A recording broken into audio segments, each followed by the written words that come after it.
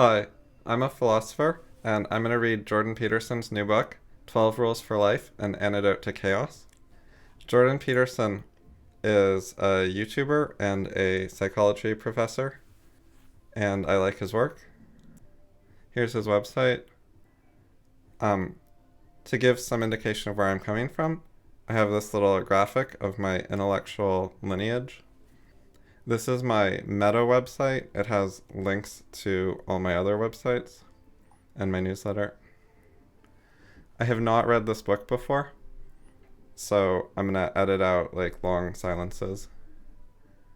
I did read the beginning already. I'm just going to start at rule 1. This is an intellectual book, and it's very serious, but it starts off mentioning eating lobsters, and it says they're delicious. And these are not relevant points. It's making some sort of effort to appeal to people who don't want the book to be too serious, I think. The author is a serious person. Like, he doesn't require off-topic comments to entertain himself. I don't think that these would be necessary if he was the audience. But they're here anyways. I wonder if there's going to be like a lot of these, or it's just going to be an occasional thing. And then this is very picky, but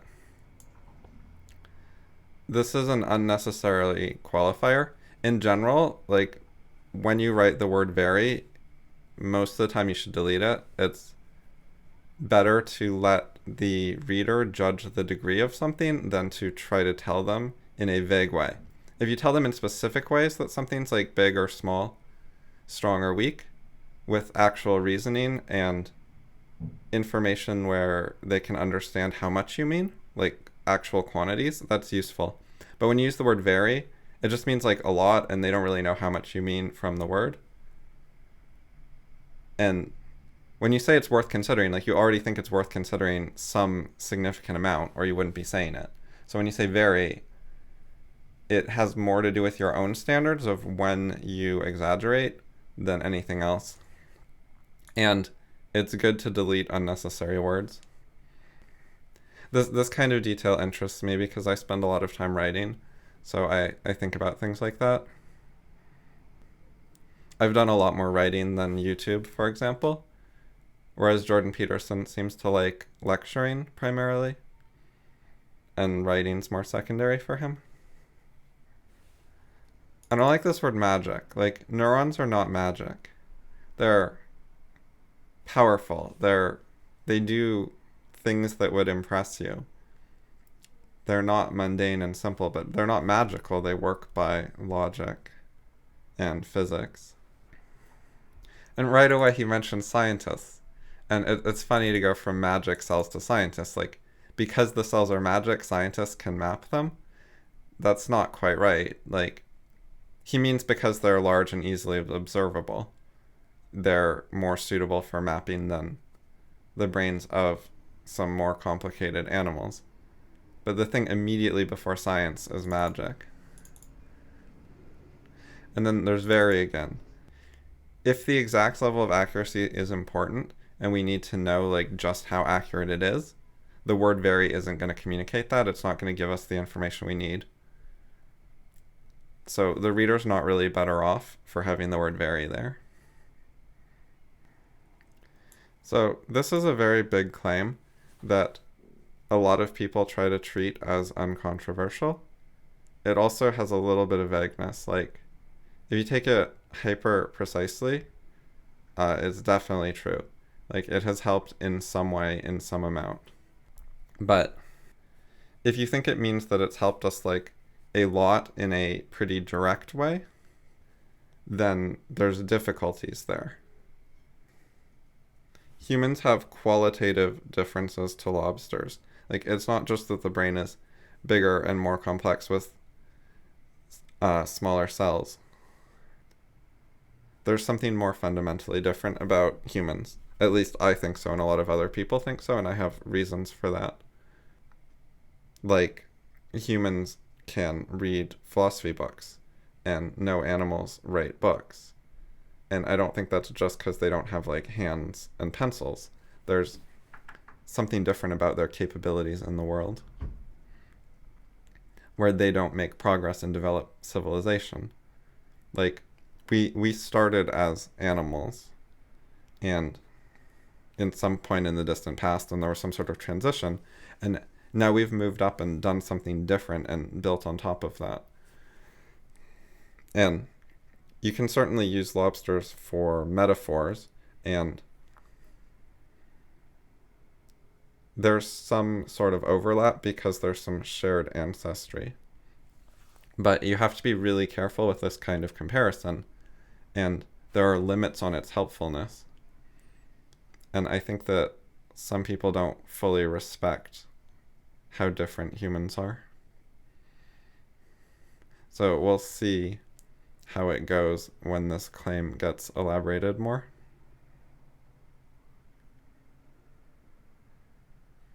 Okay, we have a very silly joke. But lobsters have more in common with you than you might think. That's... How you take this statement depends on who you think the intended reader of the book is. Like, is the point just most people are like, oh, lobsters, those are shellfish, they're nothing like me. And he's saying, no, there is actually something in common. There's something worth analyzing here. Because if he's saying that, then I agree with him. But there's a lot of more intellectual people who are already very open to the idea that human brains have a lot in common with animal brains. In which case, I would disagree that humans and lobsters have more in common than those people think. I think that they overestimate it rather than underestimate it. But if he's just talking to very naive people who haven't really thought about it, then underestimating would be common.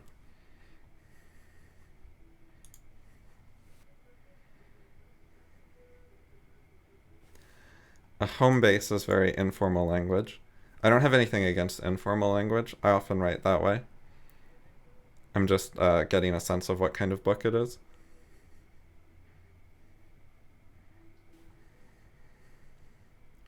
This paragraph is a little confusing because you don't hunt in your home. You don't scavenge in your home. You have like a hunting range. You have like the territory next to your home where you hunt. But the concept of a home, like the way humans think about it, like the area where you live, like where your bedroom and your living room and your kitchen, is different than your hunting grounds. The metaphor of raining underwater is interesting because rain doesn't work in the ocean in the regular way, but bits of fish could fall down like rain on land. Like, you can understand what he means, but it's kind of funny to think of raining underwater. This presents a problem since there's many lobsters. Well, there's also a very large ocean. But yeah, the lobsters are concentrated in certain areas. So they run into each other. Okay, that makes sense.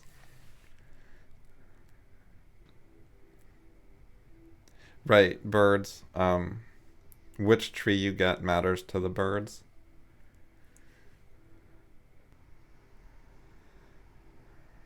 There's songbird nesting stuff in the beginning of Infinity, which is a very good book.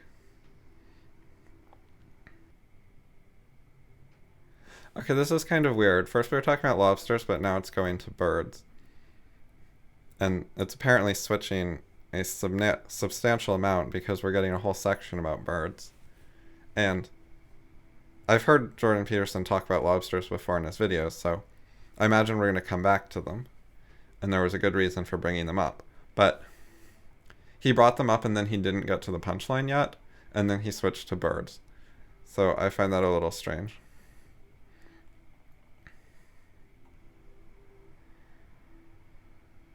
Like, he set us up, he baited us. He said, lobsters have more in common with humans than you think.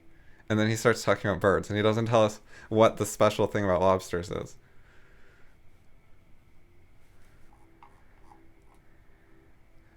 Okay, now we're getting a tangent of some sort.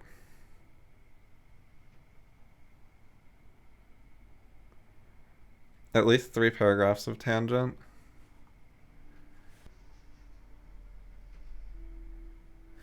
I don't know what a Conestoga wagon is. Which is more of a problem for people who read paper books. Oh, it's like an old pioneering wagon, kind of.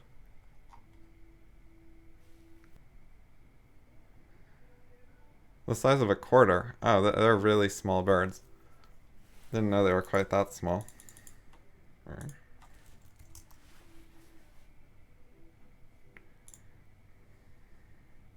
Oh, there we have it with the hand, so you can see how small they are for a comparison.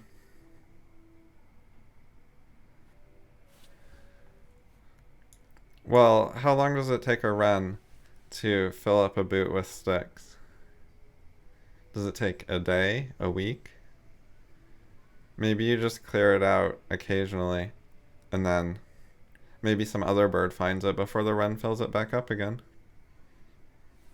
I don't know. I don't feel like giving up was the only option. This sort of presents wrens as more powerful than they are.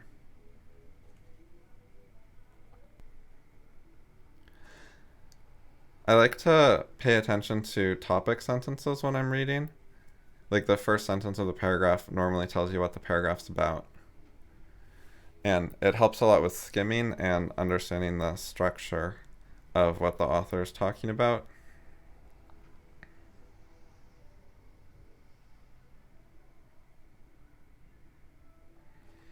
This one's not perfect because the topic is a wren discovered our birdhouse and made himself at home there, but then it talks about what he did with the boot for half the paragraph. It's hard to make them perfect, though. He's telling a story. It's like a bunch of different things happened, and he just wants to talk about it for a while.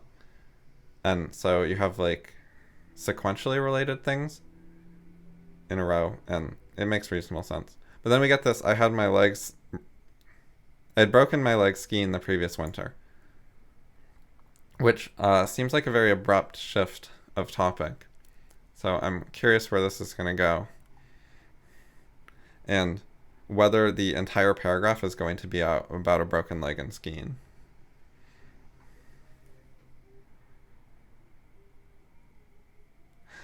Yeah.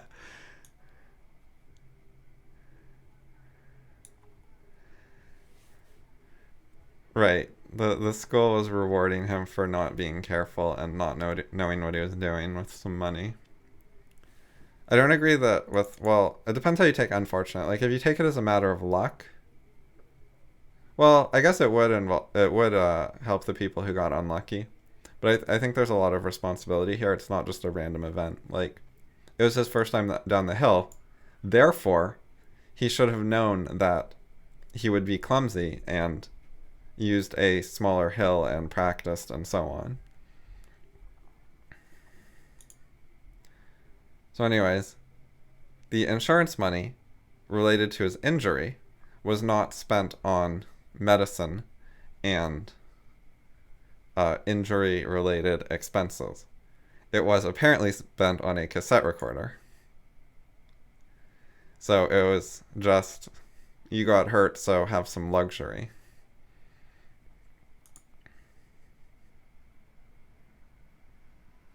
Oh, that's a good idea.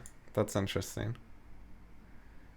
I wonder if the wren will treat it sort of like a rival song from a different bird, or if their songs are unique and it would hear it like as its own song in some way. Like, I wonder if it can differentiate that or not. Like, I don't know if their song has like a unique signature to how they sing that identifies specific birds, or if it's all just generic.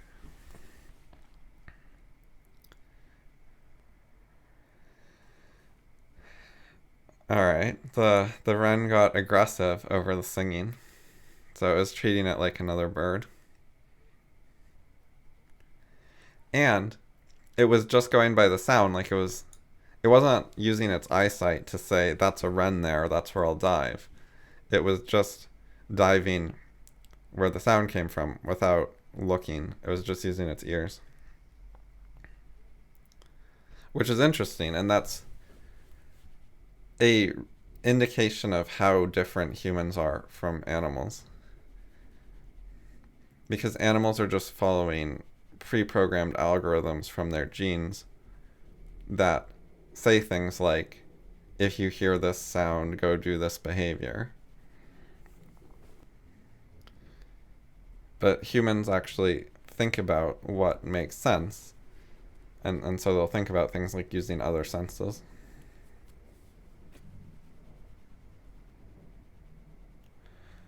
So the wren messed with other birds as well.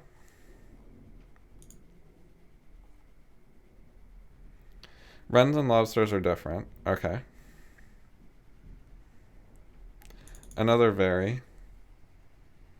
I think that if the size of the difference is important and you really need your reader to understand it, then you need to say something more detailed to actually get it across. Like, what criteria are you using for difference? How are you measuring them? What size is big? Like, how do you judge scale, etc.? And if you're not going to do any of that, I would just delete the very in general. This particular sentence, if you just delete it, it doesn't work really well.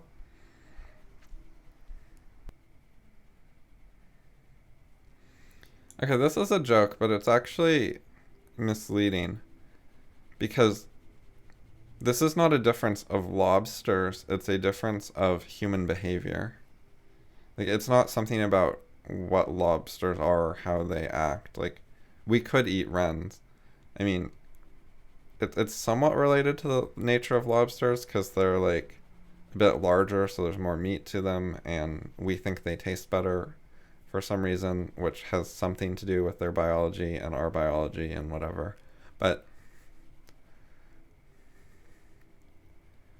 like flying, singing, perching, feathers, shells, breathing underwater, those are all like very clearly and directly traits of the animals, controlled by their genes. These are the kind of things that the genes would actually be adapted for.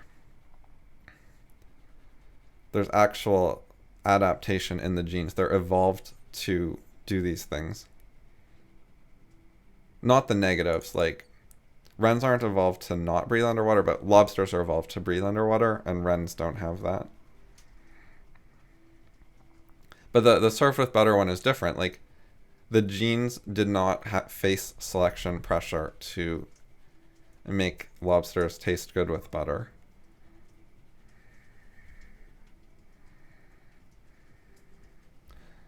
Unless maybe there has been some selective breeding at lobster farms recently. I don't know. But for like the bulk of their evolutionary history, and for I think what's the relevant part of their evolutionary history for this book, the genes were not selecting for this, or being selected for this.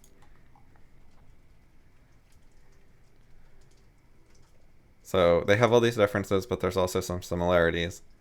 They're obsessed with status and position. Now, I don't think this is an accurate way to write it, because obsession is a human concept. I don't think that animals have obsessions. I think they have behaviors. They're survival machines for their genes, controlled by their genes, by their genetic programming. And its implications. It's not directly, like, it's not like the genes aren't directly in charge. They code for a brain, and they load the brain with some software, and then the software controls the behavior. And I don't think that, say, a for loop is an obsession. Like, if you have software that just does something over and over, you can make very repetitive software pretty easily that has a limited range of features and keeps repeating things. But that's completely different than an obsession. An obsession is a human interest. It involves certain ways of thinking about things that lobsters aren't even capable of.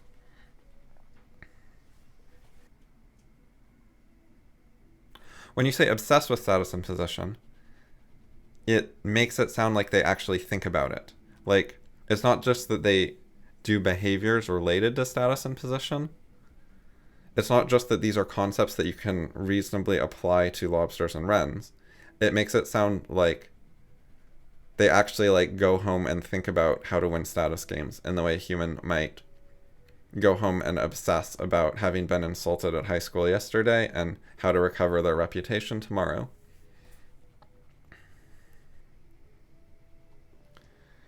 I don't like that great. It's like very. You could just delete it. It makes the writing sound slightly fancier. I think it impresses people a little. Like without it, it's a little plain, but I think for clarity and focusing on the intellectual content, it's just unnecessary words. And that's unnecessary words like add a little bit of distraction, and people have a hard enough time understanding ideas when they're not getting distracted and when there aren't like red herrings. Like the more words you put in the sentence, the less chance that most readers will figure out which are the important words, because they're just not that great at it, and if you give them more options, they're going to guess wrong more.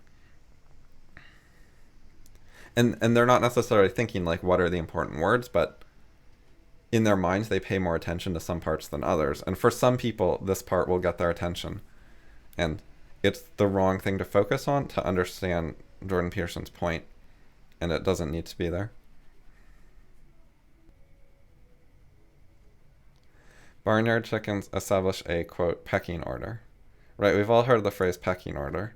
So I wonder if this is where the phrase comes from.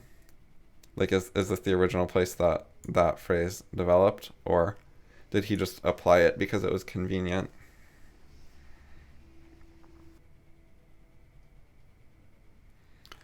One of the things that's different with humans is we change the rules of the game. Like, we have if you look at certain situations, maybe a high school, you can find some sort of pecking order, kind of. It's not identical, but you can find something kind of similar where like some people are higher status and they get various rewards from this. And there's lower status people, and people try to move up the hierarchy. And there's various threats to people's social status and popularity. There's challenges, and so on. But one of the things that's really different with humans is they're not stuck in the game. They can decide, this is a bad game, I'm not going to play it, which is what some people do. And even everyone can decide not to play it. Everyone can just say, social status is really mean, we're going to do something else now. That's somewhat difficult. Like, people aren't very good at understanding what they're doing in life, so they don't really know how to do that. But they could. There are other parts of life where we've seen like significant shifts in what's trendy and popular.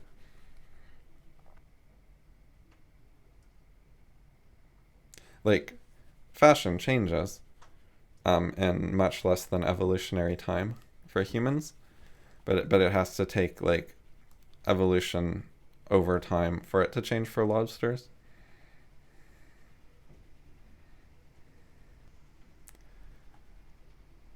So before clearly getting to the point about lobsters or wrens, we're now talking about chickens. This makes it harder to understand for readers. Like, people aren't very good at keeping a lot of things in their mind and keeping track of what all the different points are and how they relate together. And the more you introduce, the more complexity you put in for them to follow, the more people are going to get confused and start glossing things over and approximating things and getting sort of the gist of the idea and not following the details. I think this is starting to overload the reader a bit and is not fully optimized for helping most people follow along really clearly.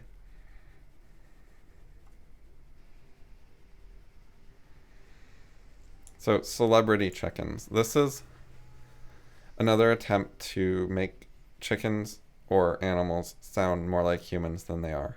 Like, there are some comparisons. There are definitely valid comparisons here. There's things you can learn here. But not everything carries over. And celebrity status is not a thing that chickens actually have. You'd have to make a very vague metaphorical comparison to try to make it the same, but like they don't have Hollywood, they don't have movies.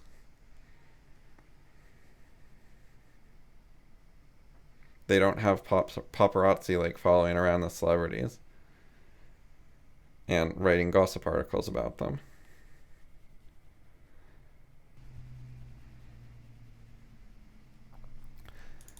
The phrase wannabes implies that chickens want things, which is not something I agree with. Chickens behave and there's a logic to it. And so that makes it, because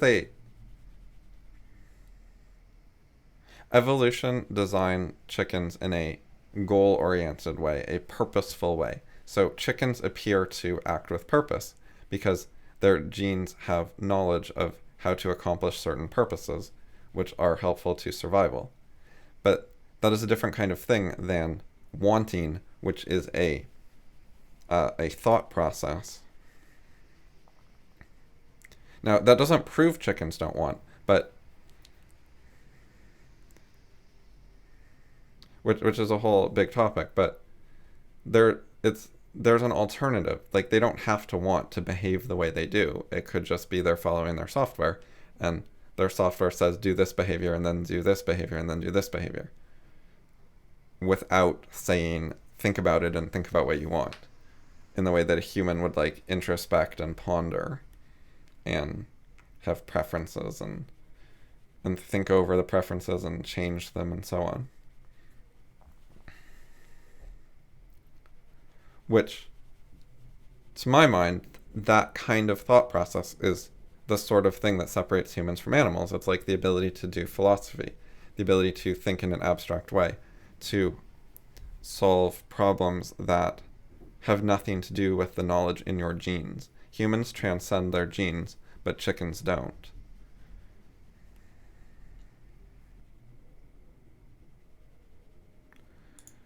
So, is it true that the chickens with fewer feathers are lower in the pecking order? Like, that might be true, but it might just be taking the metaphor too far and trying to make it sound like the chickens who dress badly do less well with celebrity.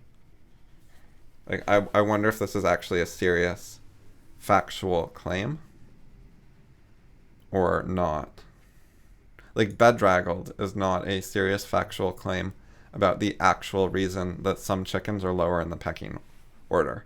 This is clearly some sort of metaphor comparison to how Hollywood works and how human social status works that doesn't literally apply to chickens. Partially feathered is a thing that could conceivably literally apply to chickens. Like, with peacocks, they look at each other's tails. Peacocks. And the tail feathers actually like signal status and sexual prowess or something. Not prowess, but desirability. Like the tails are a mating signal of some sort. So animals looking at the feathers of other animals and that having something to do with the pecking order is an actual thing that happens, but I don't know if it happens for chickens. I'm gonna go ahead and check. So I'm going to copy this text so I can find my place, and then the notes are down at the bottom. There's like 150 or so. I just took a quick look before just to see what it was like. They're generally quite short.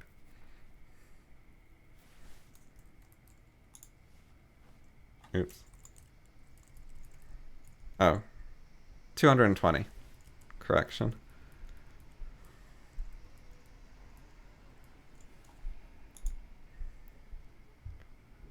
Alright, here, I'll just save the text here so I can find my place. Alright. Social behaviors of birds from this URL, and we go to site. Let's see if it's free and easy to access. Oh, it's from the American Psychological Association, or at least that's where he got it.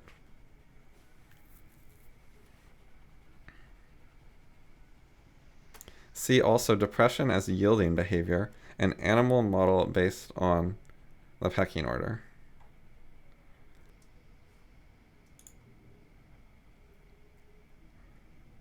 Frank B. Gill? That's not the right person? Is this...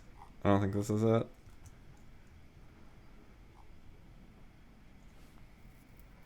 I need to put the author name.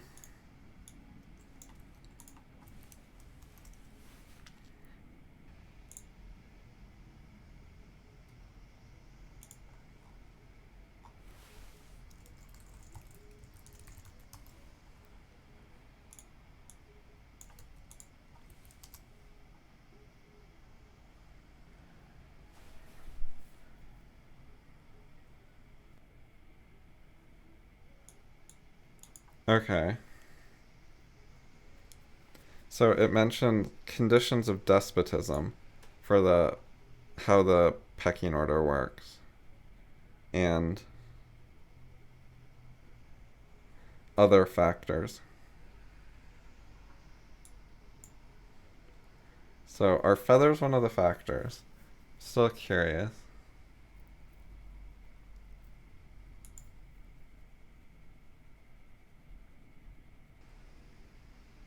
I don't even see a price. Like, can I buy this? So I guess it's in this book rather than being a standalone article.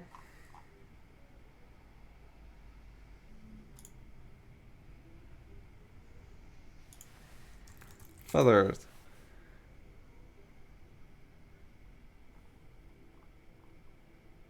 Oh yeah, there were page numbers. 947 to 972. So... Oh, this is results 1 to 3 of 10.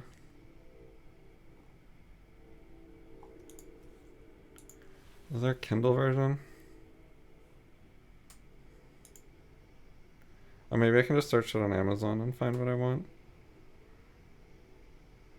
Oh yeah, Kindle, $27. Or that's probably rent. Table of contents.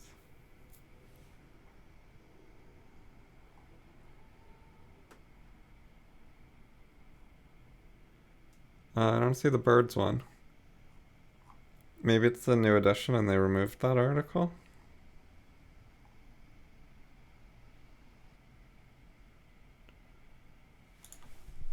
Let's search social behavior of birds.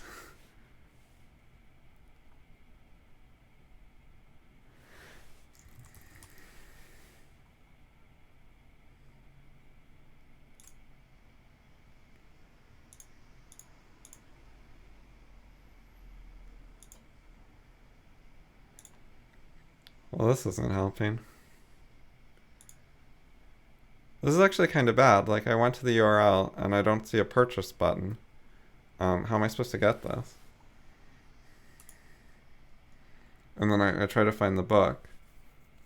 And the current version of the book doesn't seem to include it. And it does not give a date or edition for the book here. It just says A Handbook of Social Psychology. Maybe this is like one from the wrong press or something? Like, who published this? Springer. So we need Clark University Press. Let's see if that works.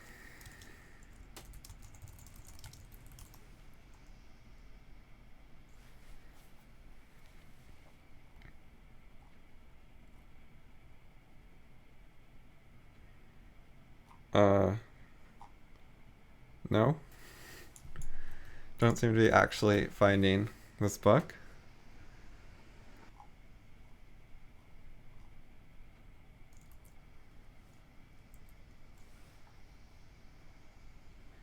Okay, so this is the book.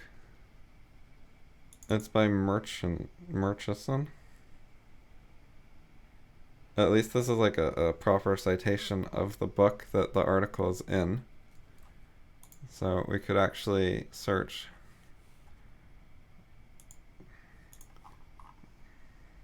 Oh yeah, and this is the right book here. But when I clicked on Amazon, it did not actually take me to the same book. Like, it took me to a book that didn't have this article. What if we click on Abe Books?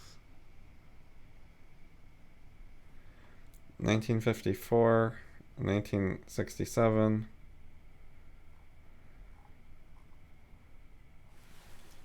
Fine, 1935. Nope. Okay, so apparently this article is hard to find.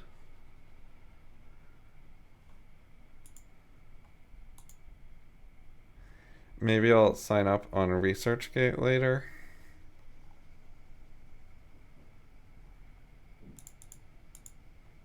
And see if I can get it. But I'm gonna move on for now.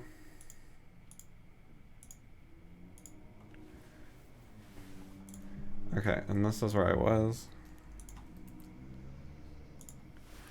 Okay, so I don't know if the feathers thing is accurate, but I think it's bad if it's not accurate, because it could be accurate, and people might think it's accurate, since it is a factual statement, though there's a joke right next to it. And I think it's problematic that the site is very hard to acquire. Like, even if I was willing to pay like $100 or something kind of high, I still have not yet found out how to get it.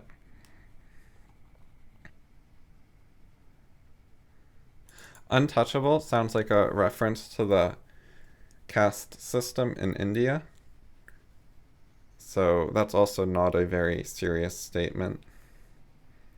Like, it's just taking something from human society, like with bedraggled and celebrity, and it's saying it about chickens, but it's not literally true about the chickens. So I don't like that, because I think that you have to be very careful with these things. I think people overestimate how similar animals are to humans in certain ways. Like, that's currently a thing I think is common with certain types of scientists and rational thinkers. And they should realize that while there are some similarities, there are some differences, and we should be really careful about figuring out which are which. Like, it's a non-trivial area. It's an area that requires some like detailed, accurate thinking. And this is not that. This is just sort of talking to the public and saying you can find the details somewhere else. Or, hopefully you can. Maybe it's not so easy. And if we found the details, supposedly, I guess what Jordan Peterson would think is that the comparisons between humans and chickens are so substantial that it's not misleading to compare them in broad, non-careful ways like celebrity, wannabes, hangers-on, bedraggled, untouchables,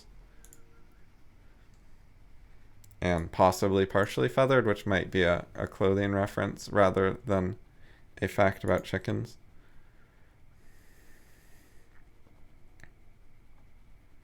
Chickens, like suburbanites, live communally. That is a questionable statement. Like, it's just confusing to start with, because we don't think of living in a home with a nuclear family as living communally normally. That's like non-standard terminology. There's things like intentional communities and communes and kibbutzes, which we do think of as living communally. And then we think of like US society as not living communally when you only live with your nuclear family or like a roommate or two. If you live with like 6 roommates, that's getting kind of communal. But if you have like 1 roommate in a 2-bedroom apartment, we don't consider that communal living normally. Okay, I grabbed a dictionary. Suburban means contemptibly dull and ordinary. I did not know that. I mean, I knew people were like insulting about it, but I didn't know that would be in the dictionary.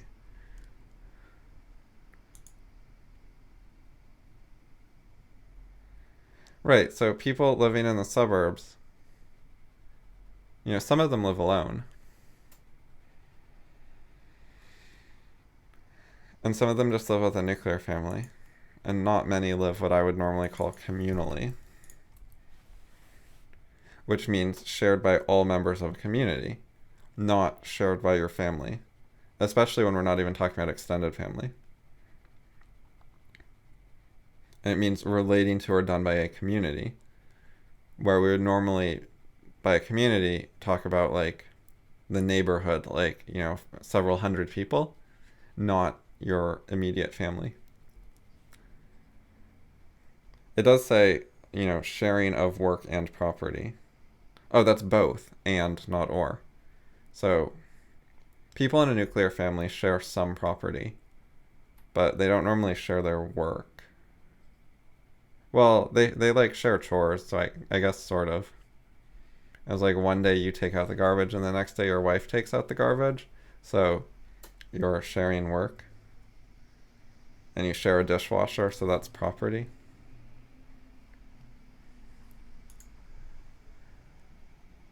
But I read this as further comparing animals and humans in ways that are not arguments.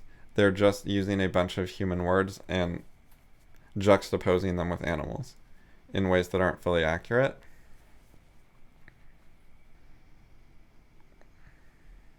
Or maybe he means that the suburbanites live in communities, like, not that their home is communal, but that they live in like a broader community, like in a neighborhood. Like, their home is not on an isolated mountain with no neighbors for 5 miles. Their home is part of a broader community. He could mean it that way.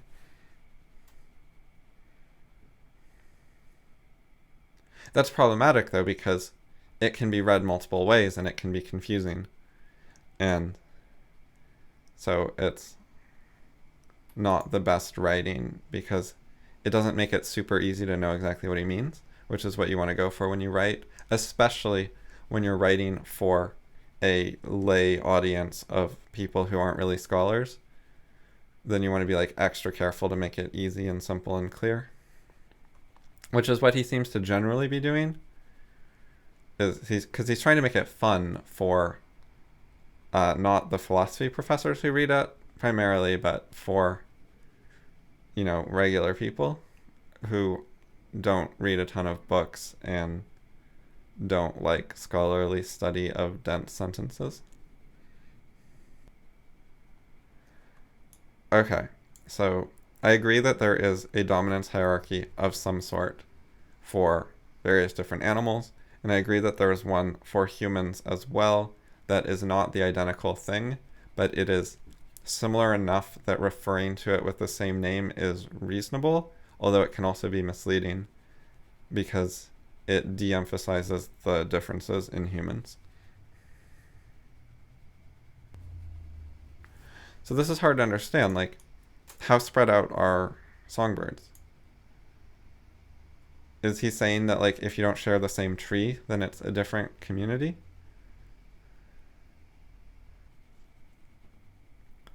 But okay, he's saying that the strong, healthy, clever, like, wily is not an attribute of birds. Like, they're all running approximately the same software. And to the extent there are software differences that cause different behaviors, wily does not convey exactly what those differences are.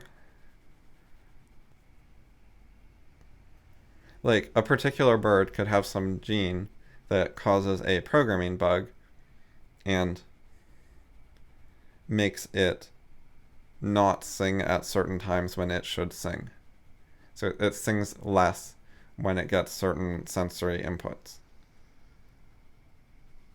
That would not be well described as that bird being less wily.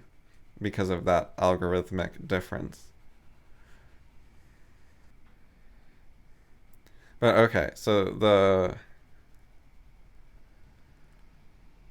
stronger, healthier birds get better territory and have better mates, and their chicks are more likely to survive because they're in the better locations. Something like that. It's not perfect because, like, the singing competition and even the dive bombing are imperfect proxies for strength and healthiness. They bear, like, some connection to it, but to some extent it's just the better singer gets more mates even if it's less strong. So stressed. This is a word with a double meaning. See, stress means pressure or tension exerted on a material object. And it means particular emphasis or importance, but it also means a state of mental or emotional strain or tension resulting from adverse or very demanding circumstances. So the mental strain one is probably the first one you're thinking of when you read this. And that is a very human thing that I do not believe applies to birds. I don't think birds have stress in the same way that humans do. They have some things that are kind of similar in terms of gross behavior and where you can make an analogy, but I don't think that they think in the same way that we do. If you think about, like, what your life is like when you get stressed out and what thoughts go through your head, and then you think of birds as having similar thoughts go through their heads, I don't think that that's accurate.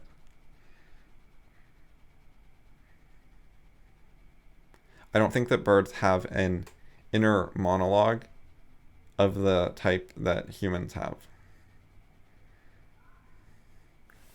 in which stress would even be possible. But birds certainly do have metaphorical stress, or the verb, like subject to pressure or tension. And we're not talking about, like, physical pressure or tension, but it is a standard use of the word to talk about, like, material circumstances as stressors on their existence, say. Like, you could say rain washed away a bunch of seeds which stressed their food supply. And that would be a completely understandable use of the word, which is actually not really misleading because you can't imagine the rain or the seeds being washed away or the food supply as having mental or emotional states at all. So it's clearly a metaphor, where this one is ambiguously a metaphor. Little difference between territorial rights and social status. That's very different than with humans. It's weird to say there's little difference between those because they're different things. Like, which territory you have a right to and what your social status is they're completely different concepts. I think that the reason he's saying there's little difference is because there's little difference in outcome, because the high social status ones get the good territory. I think that's kind of the point. So they end up being highly correlated. But just because they're highly correlated does not mean there's little difference between them. They're different things. Like, they're just literally not the same thing. A territorial right and a social status are separate concepts. Like, you can easily imagine a species of bird where social status affected mating but not territory. Like, maybe that doesn't make a ton of sense evolutionarily, but it's totally imaginable. You can differentiate, like, social status is based on feathers and songs which attract mates, and then territory is based on first come first serve.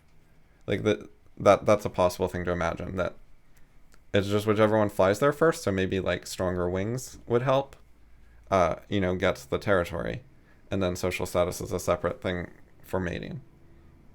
So they could be different things that aren't nearly so correlated.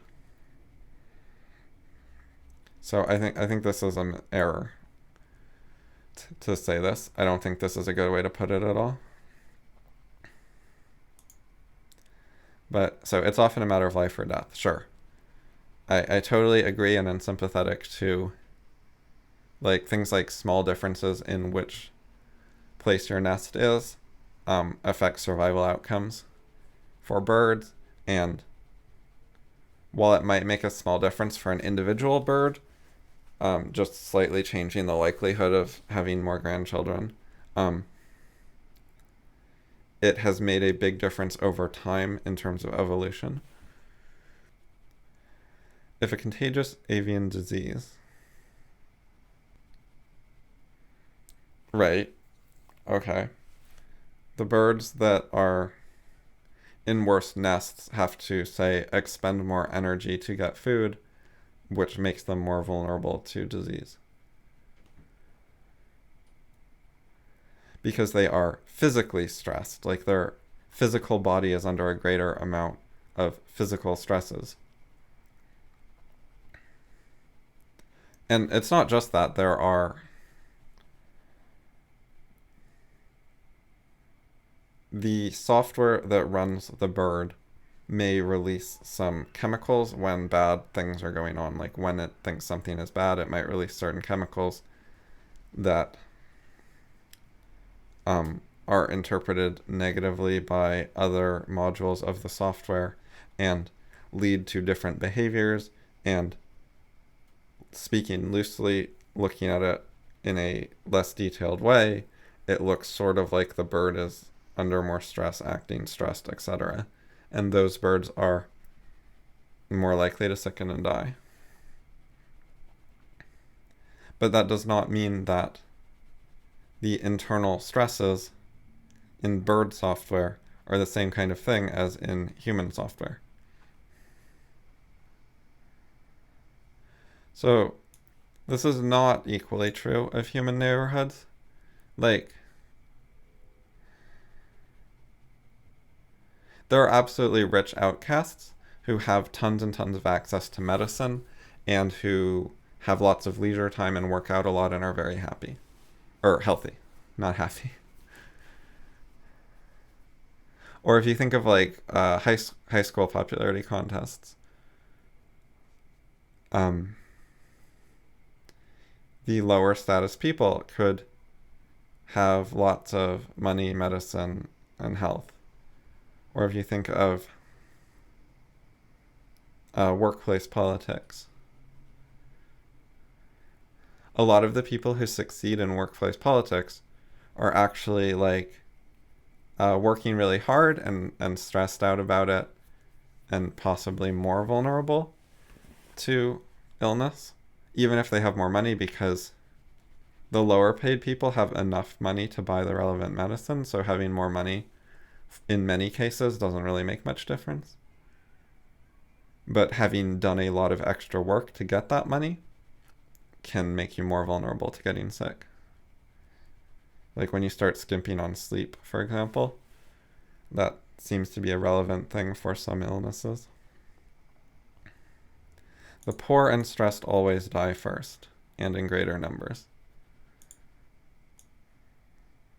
I don't think always is true here.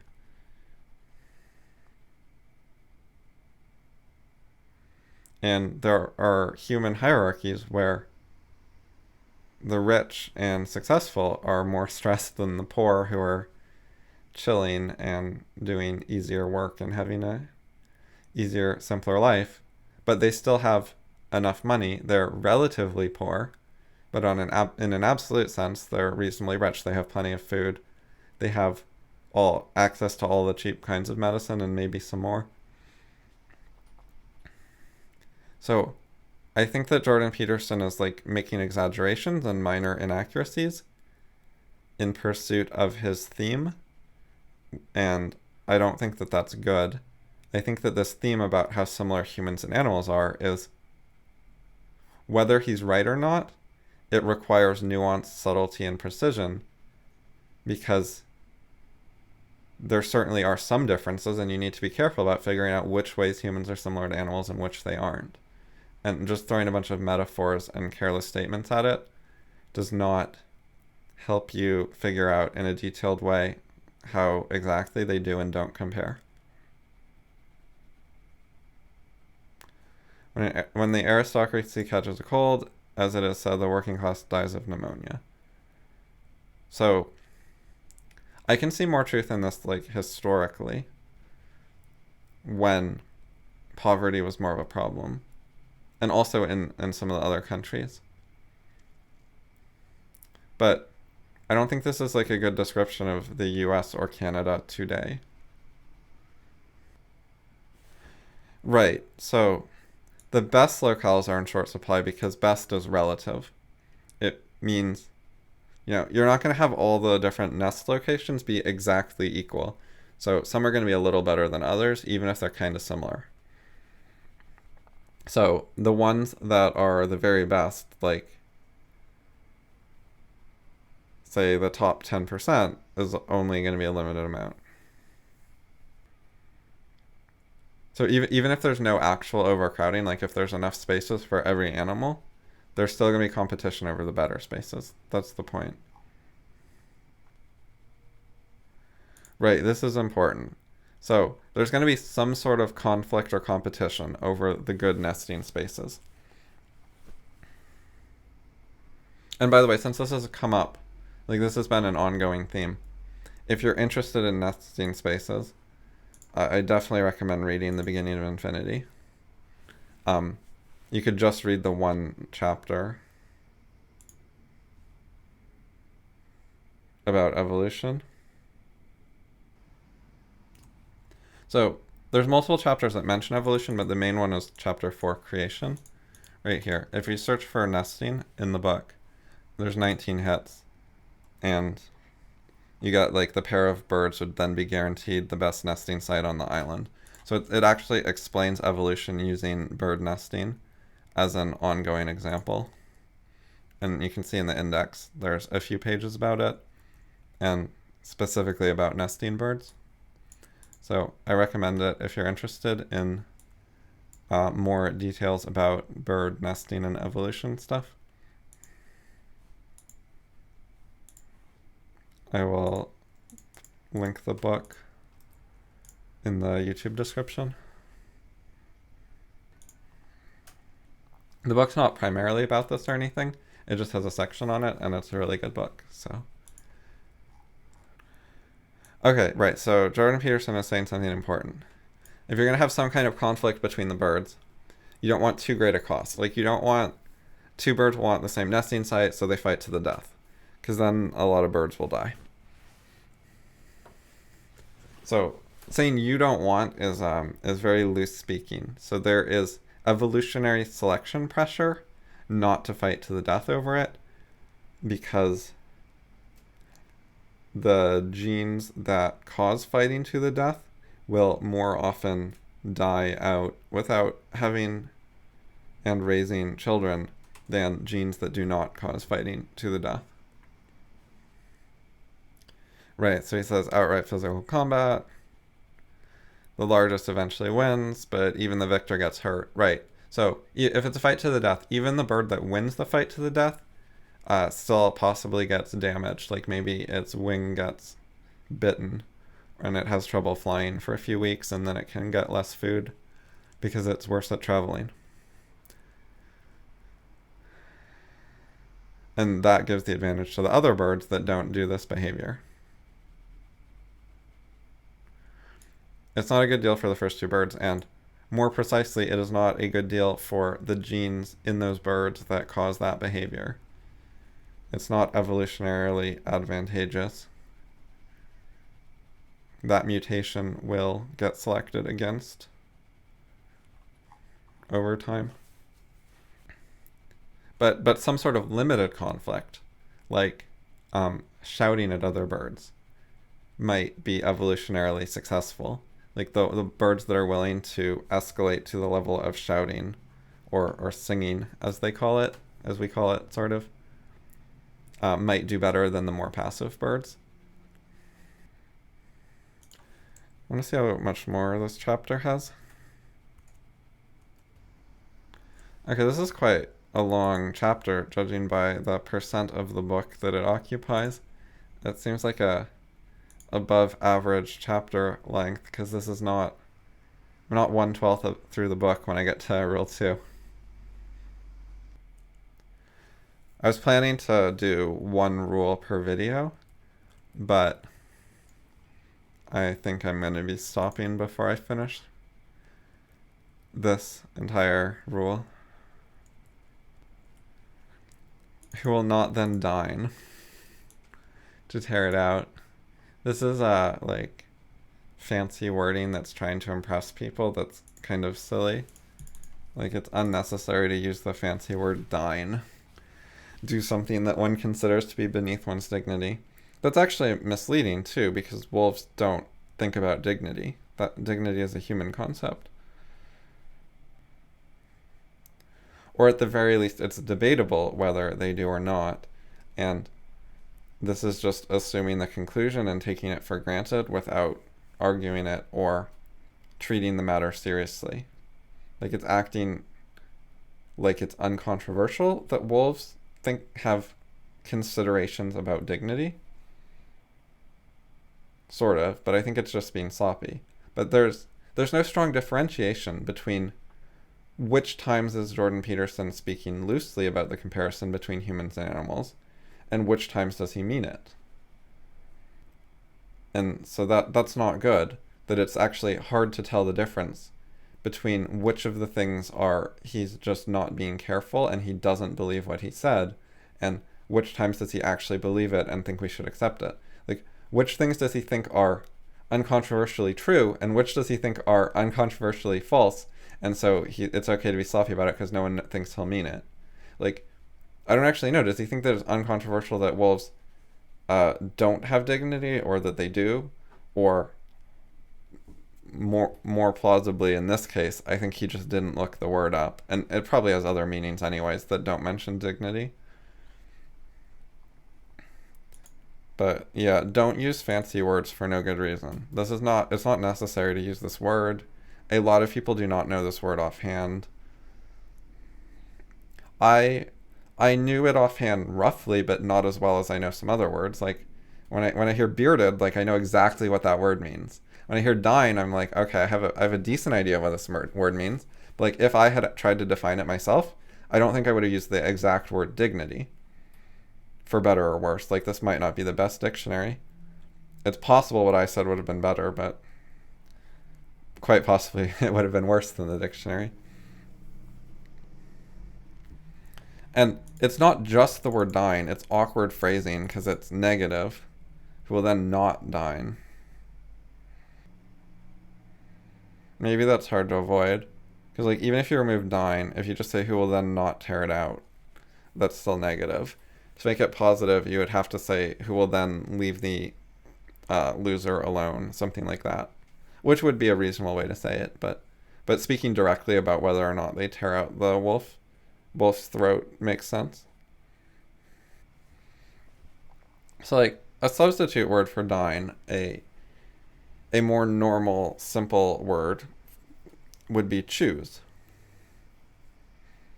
But do wolves make choices? Do wolves have free will? By saying dine, it sort of indirectly implies that there's a choice there instead of just a mechanical software algorithm created indirectly by the genes. Like, you would not talk about Microsoft Word dining to italicize a word when you hit the hotkey for italics, right? And you wouldn't talk about it choosing it either. It just does it. When you hit the hotkey, it does the thing. That's how we think about software in general. And that is not how Jordan Peterson is thinking about animals, even though they are literally software of some sort. And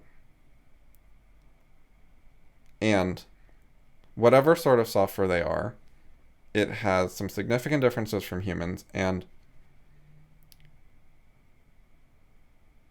from my research on this matter, from what I've seen, and I've looked into this a lot, there are no animal behaviors that could not possibly be explained in the model of simple non-intelligent software. But even if there are some, you still have to be careful, like, even if only most of it could be explained as simple software, you have to be careful about, like, what actually are animals, how do they differ from regular software that we can write today without AI. I mean, AGI, as you have to call it now, because people take things that are not intelligent and then call them AI. So you have to say artificial general intelligence to mean the actual thing humans do where they can actually, think about philosophy. People will take, like, an algorithm that plays tic-tac-toe and call it an AI, when it's just, some mechanical rules for which squares to go in. And I'm gonna pause and get something that I think is interesting. Okay, this is a blog post I put up in 2003 where I found some interesting observations about animals. So, the digger wasp seems to display intelligent brood-tending behavior. It digs a nest, flies off in search of a caterpillar, kills the caterpillar, drags it to the nest, and lays eggs on it. Its offspring therefore get nourishment, and they find protection from the nest, and the wasp actually seals them in the nest. So they're protected in, like, a little sealed cave, and they have food. However, so if you take each thing it does, like overpower the caterpillar, kill the caterpillar, drag the caterpillar, lay the eggs, seal the nest, we're going to call those part actions, meaning it's like part of the overall behavior. It's like a partial piece of what it does. So if you interrupt the sequence of actions, it soon becomes clear that no form of intelligence is at work here. Returning to its hole with the caterpillar, the wasp first deposits it in the entrance and inspects the interior, then reappears at the entrance, head foremost, and drags its quarry inside. If, while the wasp is inspecting its hole, the caterpillar is removed and deposited some distance away, the wasp will continue to search until it rediscovers the caterpillar, then will drag it to the entrance again, where it does the whole cycle again, deposits it, inspects, and begins at the beginning. You can do this 10 or 20 times, and the wasp will deposit it at the entrance, and then go inside the nest and look around, and check that there's nothing there, every single time. The insect keeps being guided by the same commands over and over in computer fashion, and doesn't change the overall sequence. It's just being guided by a genetically programmed algorithm. Do this step, then this step, then this step. And when you interrupt it, it just ends up at the wrong place in the sequence. Like, the wasp doesn't have the caterpillar, so it goes and finds the caterpillar. And then after it drags the caterpillar back to the nest, because it was missing, it just starts at the I've just dragged the caterpillar back to the nest, what do I do next step in the process. Apparently after 30 or 40 repetitions, so you see how completely unlike a human this is, the wasp will finally drag the caterpillar into the nest without further inspection. So there's some sort of fallback or random variation, or there's something that prevents it from getting in a loop. Like, there's some meta algorithm, so it doesn't just permanently loop, like, infinity times. But the fact that it'll just do it 30 or 40 times, it's, like, not how a human thinks at all. It's very, very rote and non-human-like.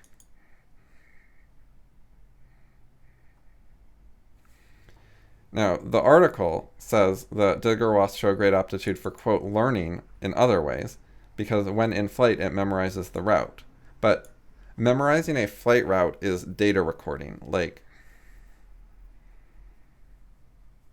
calling that learning when you're just recording data about where you've gone is,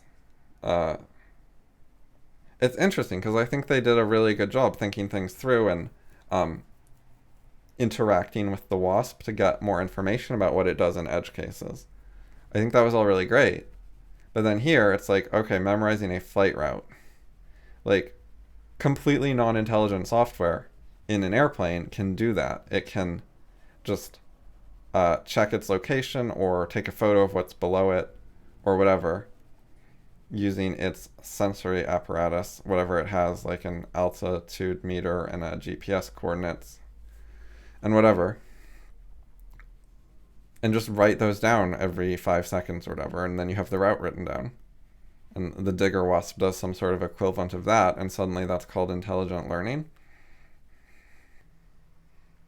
Just like, yeah, recording information and then retrieving the information later is a very basic computer-like process. That's very computer fashion. It's not non-computery to just periodically save information and then use it again later. That's exactly what basic computer algorithms do all the time. On the other hand, the burial of its prey is an instinctive action and thus strongly programmed. Even this seems to think that the wasp has free will of some sort, like because after 30 or 40 repetitions, it did something different. So this seems like the wasp has some capability of influencing or altering its instincts or something. Like this is actually sounding like it has just a little bit of free will in this area, which I don't think is right, because you could easily put sanity checks into animal software code, and it would make total sense for them to be there. Like if the animal has just been sort of stuck and not changed its situation much for a long time, then you want it to do some variance in its behavior instead of just repeat forever so that it can maybe get unstuck. And when I say you want it to, I mean there would be evolutionary selection pressure for that. Anyway, there's a second example that's great too. Once you start an animal on one of its algorithms, it can end up doing many steps in a row, even if they don't make sense. So in squirrels, food storing has the following part actions. So this is what it takes to study animals correctly, is you have to like observe them a bunch, look really carefully, and actually write down like the part actions, the various like little steps it does. So the squirrel scrapes away soil, deposits the nut, pushes the nut down with the squirrel's muzzle, covers the nut over with soil, and presses down on the soil. So like, this is fairly detailed. However, a squirrel indoors still performs these actions in full, even if there's no soil. So it still does all the same muscular motions, even if there's no soil. So it will scrape away at the ground, trying to dig when it can't dig.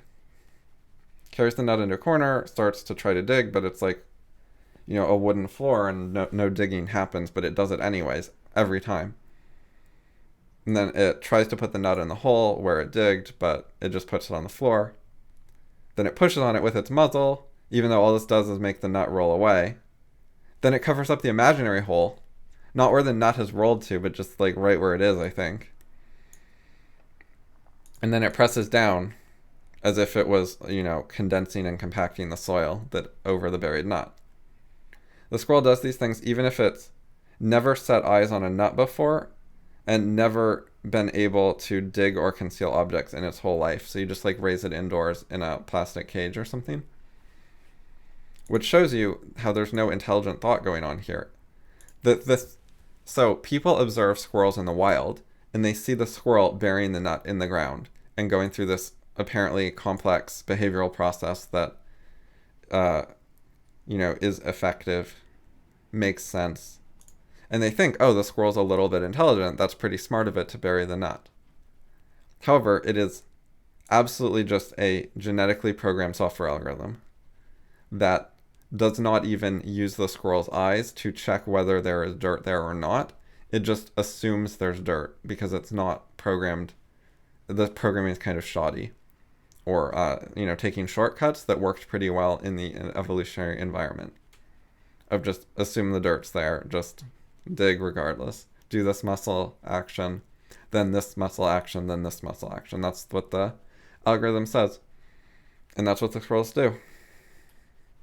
So, there's certainly room for debate on whether all animal behavior is like this. This is the kind of thing that can easily be accounted for, and in fact is best accounted for, as it being a non-intelligent software algorithm. So whether or not all animal behavior can be analyzed like this is, I think the answer is yes, but a lot of people don't think so, and we could call it an open debate or controversy or whatever. But there are a lot of people who think it's not an open debate or controversy. They think it is already settled contrary to this quote. Like, they think that things like this don't exist, and it's just settled the other way already. And obviously, tons of animals do tons of intelligent behavior. And so the reason I wanted to read this is the way Jordan Peterson is writing is not respecting how possible it is that a lot of animal behavior is like this. He's not saying maybe some animal behavior is human-like and some isn't, and we have to carefully figure out which is which. Whether the wolf stuff is just a behavioral algorithm that you could trigger with stuffed animals or something. Like, maybe it's easy to fool, and it's just in certain circumstances the animal starts doing various muscle motions. I don't know. I mean, my guess would be that it's a more complicated algorithm than the squirrel one, but still is an algorithm, which is a fundamentally different kind of thing than human intelligence, which is itself a controversial idea, because there are various ideas about what human intelligence is, and to settle that, you need to get into epistemology, the philosophy of knowledge, and that field is itself full of controversy, and I think that Karl Popper is the most important thinker in the field who came up with a really good idea, but he's not terribly popular. And there's a bunch of other ideas that I think he refuted, but which remain popular. And anyway, so there's all kind of controversy here, and there's no, nuance dealing with the controversy. There's just sort of ignoring it as if my position didn't exist, is the kind of vibe I'm getting from the book so far. And I don't know if that will change as it goes on and gets into more detail or not. But I wanted to explain my point of view on this, my perspective, some of where I'm coming from. So I will include this link in the YouTube description. The source is a dead link right now because this is a very old post, but I will see if I can find a better source link and update the post before I post the video. At least maybe I can find an archive.org of the original. Pathetic is another, sloppy word. It makes it sound like the wolf is thinking, well, he's pretty pathetic, but he might be useful. And I don't think that's happening. I think the wolf is simply behaving in the way that its genes control it to behave via the genes cause the creation of certain proteins that build up the brain and form the brain into a particular structure, which is a computer with certain software loaded into it in some manner that have control over the wolf's muscles and so on.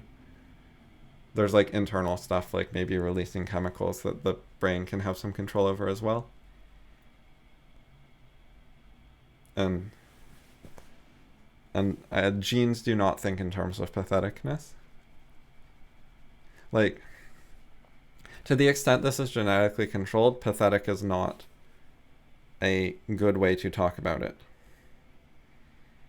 Because, genes do not think about patheticness. So, it is only to the extent that wolves may transcend their genes and have a mind that does thinking that is not genetically controlled and that is in some way has become independent of the genes, which is what I think humans do, that the wolf could have patheticness or dining or whatever in its arsenal of things it can deal with.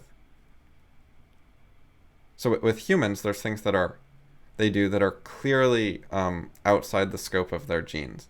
Like they write philosophy books such as 12 Rules for Life. And the ideas in the book are not in Jordan Peterson's genes. They were in some manner, somehow, separately created, not in his genes, created later by thinking. And there's nothing wolves do that is really clearly like that, where they are going beyond their genes in some big way or in any way at all. But it would be clearer if there was, a big way to make a nice, clear example where a wolf does something that has nothing to do with its genes. But I don't think there are examples like that where there's going clearly beyond genes for any animal in the way that Jordan Peterson's book clearly goes beyond his genes. So if you think of it as like the gene controls the wolf not to tear out the throat in this situation and does control it to tear out the throat in other situations, like when it's a deer instead of another wolf, then the concept of pathetic does not apply to genetic decision making, because genes don't make decisions, they just code for behavior. There's no free will there, and there's no condescension or emotion or reasoned analysis, none of those things. Part of what makes this confusing for people is that genes have knowledge. Genes manage to encode things like behaviors that appear to have a purpose to them and are actually effective at living in the world. Like the wolf behavior makes sense, which is why it is amenable to analysis as if it was a human thought process, is because in some way it is, purposefully acting, or it's doing problem-solving action in some sense. And that's one of the really cool things about evolution, is that evolution was able to create genes with knowledge in them, with purpose, with design. And that was a huge mystery in the past of where can apparent design come from. And that mystery was primarily applied to things like the form of the wolf, like that it has legs and paws and, fur and a heart and eyes. Like, how on earth did it get eyes? Where did eyes come from? Eyes are like this purposeful, physical thing. And, that's all a good point, but the wolf's behavior is actually the same issue as the wolf's eyes. Where did it get this purposeful, designed behavior? And I believe it's the same answer. It got it from evolution. It is knowledge encoded in genes. That's a bit of a little bit of an approximation or shorthand. Like, there are cases where there's some thing that looks kind of like animal transmission of ideas, where some information is stored somewhere other than in the genes. But that doesn't make them human-like. It just means they're able to use different data stores. And they are able to do that because their genes programmed them to. And I don't want to get into that kind of like minor edge case. It's discussed in BOI though, the Beginning of Infinity, the book I was talking about earlier. It talks about the apes and ape research, and it's the best book to read if you're interested in memes. And so in addition to human memes, it talks about what sort of equivalents, if any, exist in animals. And it has some material on that. But especially if you're interested in human memes and the evolution of culture, then it's the best book to read. It has, in particular, an original idea of thinking about memes in two categories: rational and anti-rational, defined by their replication strategy, which is a clever idea to look at, what different strategies would be effective for getting a meme replicated. And David Deutsch came up with two strategies. One is the meme can be useful, rational, helpful. People spread it to other people because, it's good, it makes their lives better. it has value. And the other strategy, the anti-rational memes, is to disable the holder's creativity. So give the person a blind spot. Make it harder for them to think. Kind of like ideological possession. Making people into their puppet in some way. And you can see how that has some overlap with real world observations, that people have a lot of metaphors for and discussion of that is not super precise at the detailed level of exactly what the underlying mechanisms are. Okay, I'm now here. Bearded dragons. See, this says that bearded dragons have wishes. Wishes are a human thing. Like, wishing on a star is not something a bearded dragon would do. Now, do they wish in any way at all? That is at least questionable. So, an alternative interpretation is their genes make them have algorithms, software algorithms in their brain that control their muscles to wave their front legs around in certain situations. And the other lizards have genes that make them look for certain patterns of visual stimuli, which correspond reasonably well to bearded dragon front leg waving. And then when they see that, they do certain behaviors as against other behaviors. And the behaviors they do when they see that are more in line with social harmony from our overall analysis. The peaceably is like, it's a sort of interpretation that is questionable because they wave their front legs in some sort of pattern, and what pattern was used, like many different patterns could have been used. It's just, it has to be some sort of recognizable pattern that can then be picked up by other dragons with whatever quality of eyes they have. And it needs to like not blend into the background and not look like other animals and so on. And so those are the sort of selection criteria that would go into the choice of what type of waving it is, as well as just like literally how their legs and muscles work, so what waving is possible for them. And so peaceably does not capture the actual evolutionary issues here, and is kind of misleading because peacefulness gets into things like intention and morality. It sounds human-like in a way that I don't think is accurate here. So dolphins produce specialized sound pulses.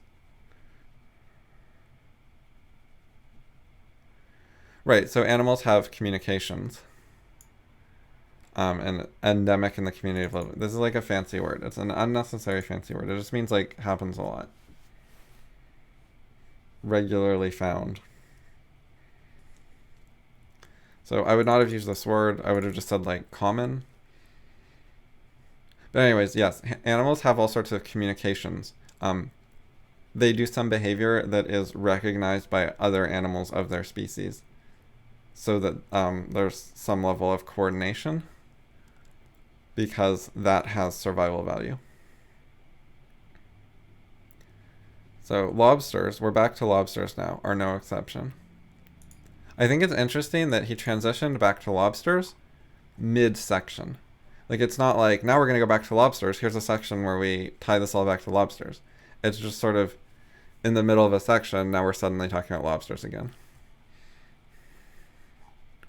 So it's a little disorganized in my mind. It's like, it's not terrible or anything, like you can follow it, but I don't think it's optimal either. Also, so this paragraph starts by saying lobsters are no exception. This is a back reference. Like, you have to think no exception to what? no exception to something previously being talked about. Starting paragraphs with back references makes them harder to understand. It makes them less independent, less autonomous. It makes the reader have to connect it to a previous paragraph, not just in the overall pattern of following the flow of the argument and explanations and stories and whatever, but in the more specific way of, like, what do these words actually refer to?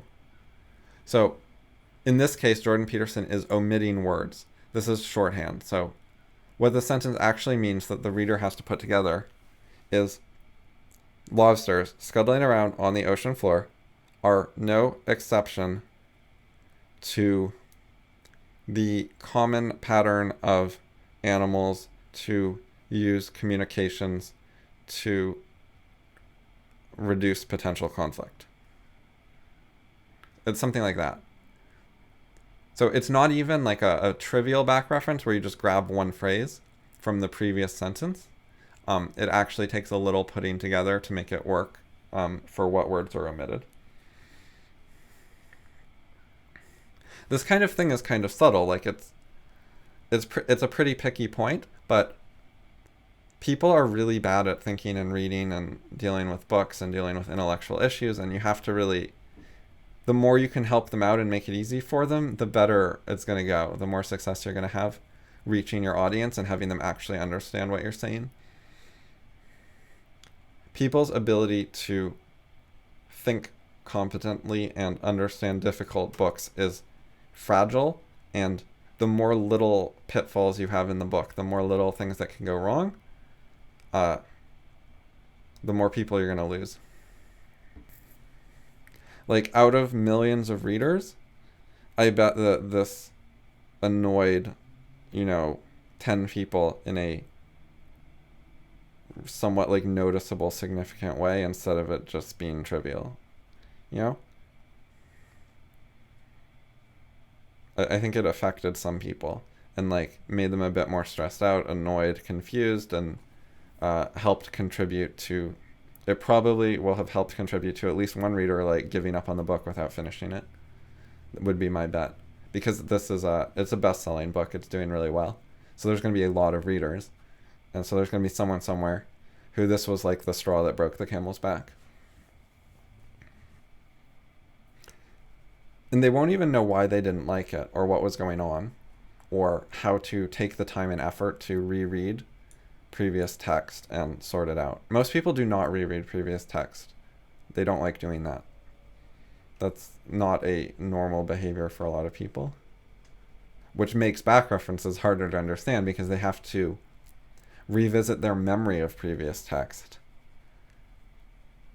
And, like, I didn't even do it that way. I mean, I could do it in general terms from memory, but when I was doing it in a more exacting way, I went back and actually reread text because my memory wasn't exact enough. And I'm a scholar who reads books all the time and writes and analyzes. And so while it is subtle and picky, I think things like this matter. If you catch a few dozen, transport them to a new location. You can observe status-forming rituals and techniques. So rituals, again, is a word that makes the lobsters seem sort of human. That is a thing humans have. Whereas, if you wanted to be really careful about not overstating the comparison between humans and lobsters, you could have said status-forming behaviors, or even status-forming algorithms, or status-forming genetically dictated actions. Depending on what you think, like, you might disagree with me on some of this. But you could definitely just say they're status-forming behaviors, because we can all agree that it's behaviors of some kind that we're talking about. I don't like this because, there's going to be millions of people who do not research animals and don't understand evolution all that well, and will get the idea from this that, smart intellectuals know that lobsters have rituals. And rather than recognizing this as at best a somewhat imprecise, metaphorical, sloppy comment, speaking loosely. There are a lot of people who will just take it literally. Because it's not clearly labeled. Like, Jordan Peterson is constantly putting in little things like this that are not clearly labeled as non-literal and imprecise. And even if someone recognizes some of them, like maybe someone realizes, okay, lobsters don't have rituals, they have behaviors. They might get fooled by like wolves dining, or that's actually funny as a pun. Dining, because it's like dining, like eating, like, because we're talking about like whether they were eating the other wolf's throat, so there's a pun there. Anyway, right, I've been pointing out a bunch of them. So even if someone is like recognizing that they should correct this in their mind and like not think of it as exact, they might not catch every case. And most people won't even really be trying to do that in the first place. They'll just read it and try to get the general idea, and they will remember some parts more vividly, and some of the parts they remember more vividly might happen to be this part where it says lobsters have rituals or something. Okay, each lobster... Okay, so the lobsters explore new territories to find good places to live and to find out about the attributes of the territory. Lobsters learn a lot about where they live. This is exactly the same thing with the digger wasps, memorizing the flight plan. Like, no, lobsters use their sensors, such as eyes and nerves on their claws. I don't know if they have nerves on their claws, actually. Maybe when they touch something with their claw, they just have nerves in like their shoulder that tell them like how much the claw's movement is being resisted or something. I don't know. But anyways, they have some nerves somewhere in their body that let them, have some learning about the world via touch, or getting information about the world via touch. I spoke imprecisely myself. It also depends what you mean by learn. Like, if you just mean learn in sort of a vague, imprecise way, then you could call it learning. Like, that could be a reasonable terminology. However, if by learning you mean the same thing that children do at school when they're learning literature and the ideas of the literature and like poetic ideas and stuff about the meaning of life, I don't think that it's the same thing. So in one case or the other, I would want to use a different term. And my inclination is don't use learn with lobsters, use it with humans. I think that's better, but if you went the other way, it wouldn't be a disaster, but it's a problem because when Jordan Peterson talks about lobsters learning, however he means it, he's not defining his terms, and there are going to be readers who think that this is the same kind of learning as happens at schools for humans. Not even that it's just sort of like somewhat comparable. They'll think that like it's literally like a form of the same thing with maybe quantitative differences, like lobsters learn less or something. Anyway, so yes, lobsters have sensors. When you use like more computery words like sensors instead of eyes or sense organs, it helps like keep you in the right mindset. Like, lobsters have sensors in the same way that I can connect a camera to a computer and take pictures and store the data on the hard drive. Lobsters have a computer in their heads with a hard drive equivalent that can store data, and they store some data related to what their sensors pick up. And the fact that they do that does not indicate that they learn like humans. That is a thing that can be done without human-like learning. If you startle, see, this is again, are lobsters startled, or do they simply run a different algorithm in that kind of situation when there's a certain stimuli. It will quickly zip back and hide there.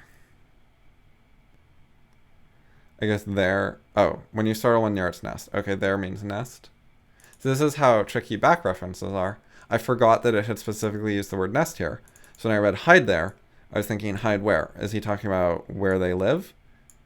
Or, and before that he was talking about looking for a good place for shelter and mapping the area and new location. So there's like all these different things that there could back reference to. But, nest makes the most sense and it's right there in the same sentence. So once I realized it was there, okay, I understand. But it's easy to get a little bit lost on things like that. And what people frequently do is get a little bit lost, but don't read backwards and figure it out. Just keep reading and not be fully sure of what they're reading. And live in a state of constant partial confusion. And actually, some level of constant partial confusion is required, but people live in a state of more constant confusion than I think is a good amount. I advise a more orderly way of thinking about the world and what you read, where you understand it more thoroughly than the way people normally read. Unless it's not important and you're skimming on purpose. But if you're actually trying to understand it and you want to know what it says, then higher standards help. Okay, so if you startle a lobster somewhere else, it will dart towards some sort of shelter that it has visited before that is closer.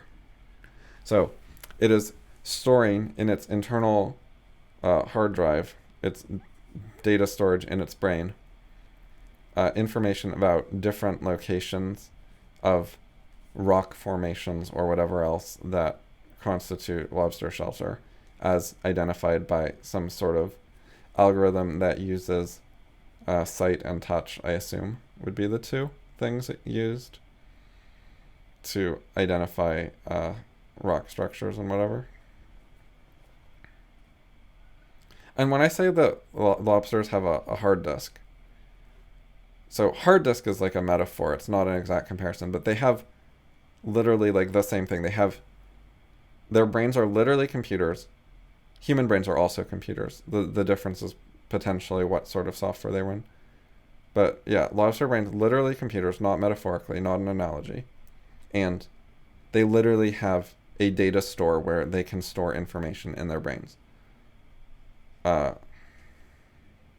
In the same way that when you buy a computer, it comes with internal data storage where you can save files.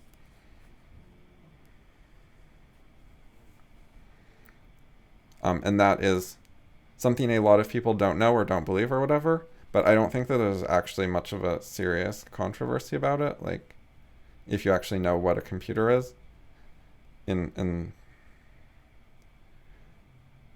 a conceptual way, instead of just the things on sale at stores that are called computers.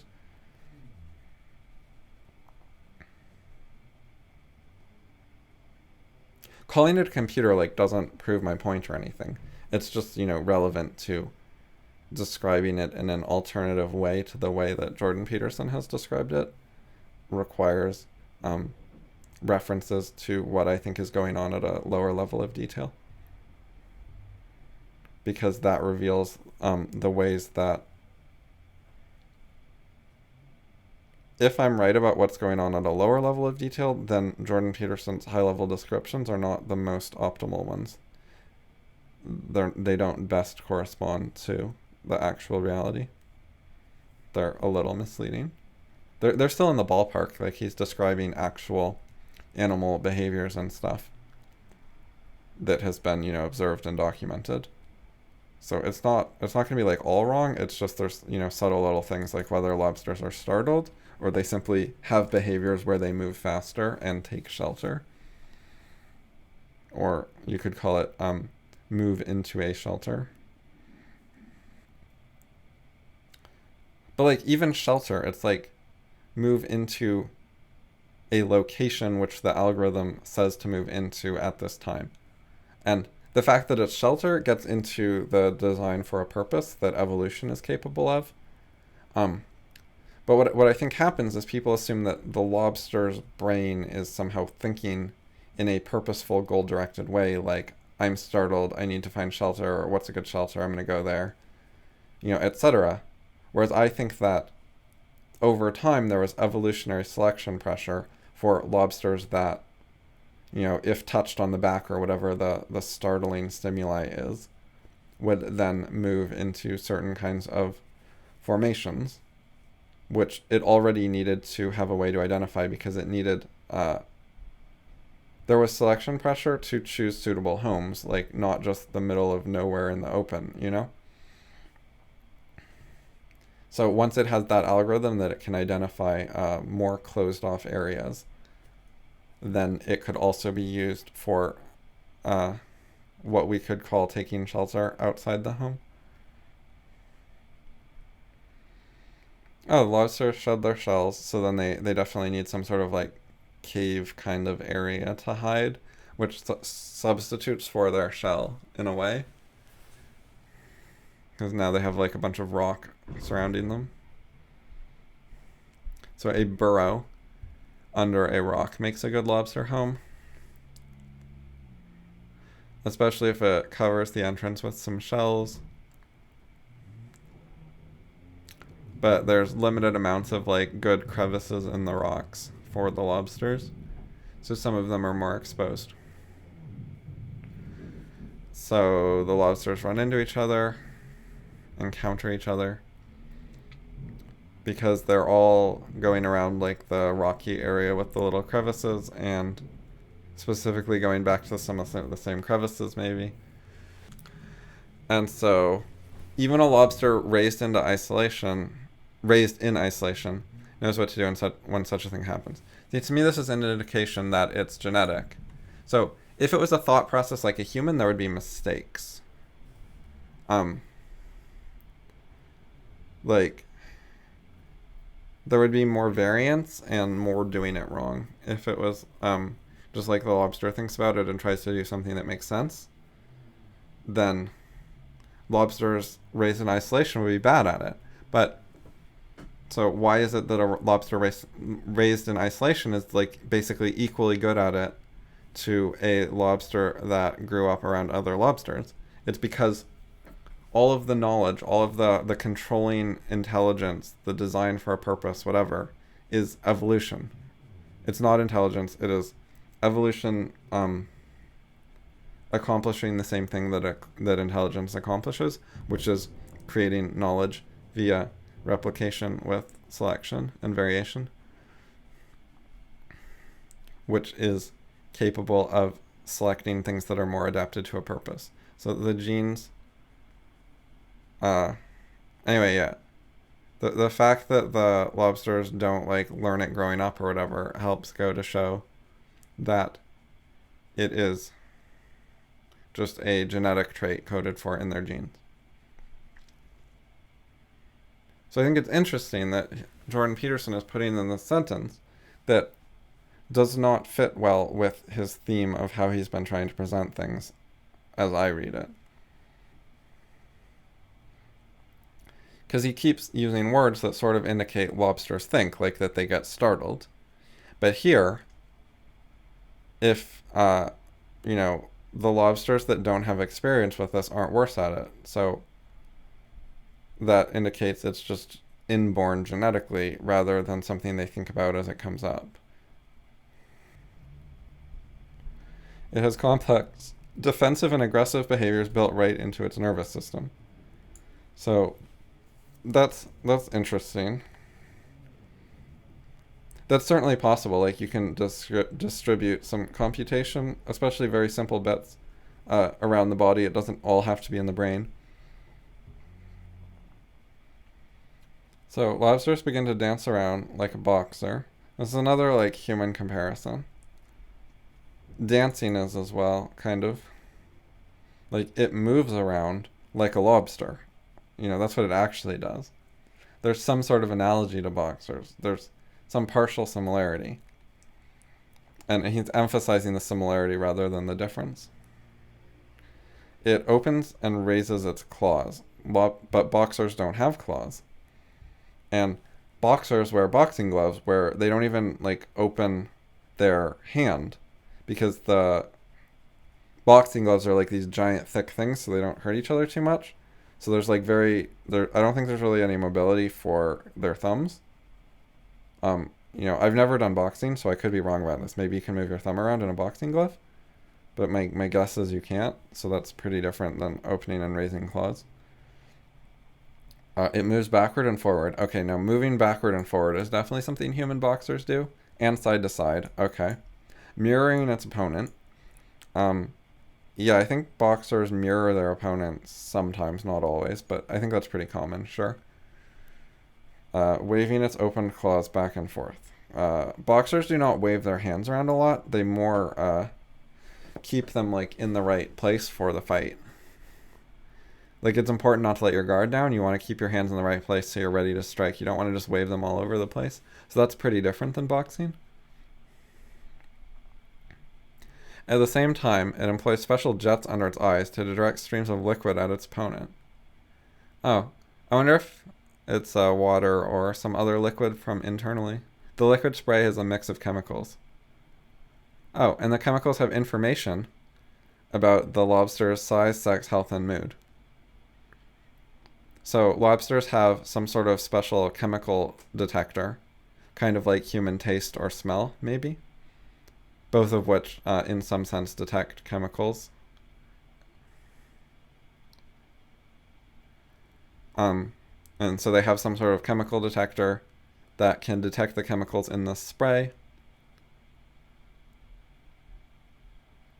I wonder about like lying. Like, if lobsters are going to judge you by this other lobsters by this spray, then would it not be evolutionarily advantageous to just spray the chemicals that say you're really big and strong, regardless of how big and strong the lobster actually is? Like, I'm wondering what the evolutionary incentive for accurate information is. Like, I can imagine for sex, there's good reason for it to be accurate, but like for size, especially for like competing males, or maybe the females fight each other, I don't know. So yeah, size, why not just say you're bigger than you are? So that's interesting. You could read about it. There's probably answers. But I can't guess the answers right now offhand. Right, so if you lie a large amount, then maybe they can detect the lying from their vision. It's kind of level 2, because he's saying sometimes they'll back down when they see that the claws are big, and then sometimes they'll back down when they get the chemical spray. So that's like two different things. So I wouldn't have called it level 1 when there's two things. That's kind of confusing. But okay, so there's this initial feeling each other out phase, and then there's a preceding phase, level 2 or 3 or whatever, where antenna whipping madly. So this is not a good word to use, because when you say antenna whipping madly, it just means like chaotically, right? They're moving around like quickly and not in a nice orderly pattern. But by using the word madly, it makes it sound like it's emotional, like they're mad. So it's mixing up. So certainly antenna are not mad, but it makes it sound like the lobster is mad, and that's why he's moving the antenna in this way. Like, this doubles as, on the one hand, a description of the way that the antenna move, and for that it's fine. And then on the other hand, it makes it sound like the motivation and cause of the antenna movement. Like, they're moving around chaotically because the lobster is mad and is raging and acting out and having a tantrum or something, is kind of the vague implication. And So I would want to be more careful with that and avoid anything that falsely gives readers the potential impression that lobsters have emotions like anger, which might be something Jordan Peterson believes, but even if he does believe it, it's something to argue in a serious way rather than mention incidentally. You know, that's something that deserves to be more like a claim with a citation, some reasoning, some explanation, etc., if he wants to make that claim. But this is just ambiguous. Like, it doesn't say that he's claiming they get mad, but it will leave some readers with that impression. Claws folded downward. One advances, one retreats, then vice versa. Okay, so they go back and forth a few times. And then the more nervous of the lobsters. But see, do lobsters get nervous? That's actually attributing an emotion to the lobster. Without evidence, without argument. It's just offhandedly attributing human-type emotions to lobsters, which is at least open to debate and should be treated with more care, instead of just thrown in haphazardly while talking about something else, which happens to have its own citations and makes the whole thing have like a veneer of science. But the citation is not for the claim that lobsters get nervous. I mean, maybe they're just following genetic software algorithms that use some sort of sensory detection, and then depending on the input data from the sensors, the algorithm spits out whether to retreat or not.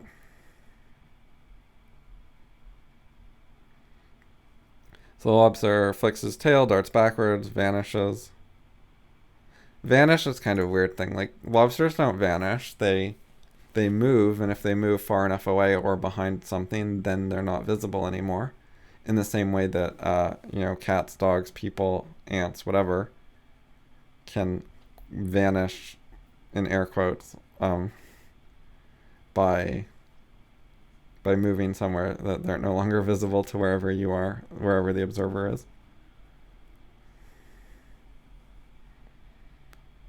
So this is a very minor thing, but it's not a very literal statement that they vanish. They move away. They leave.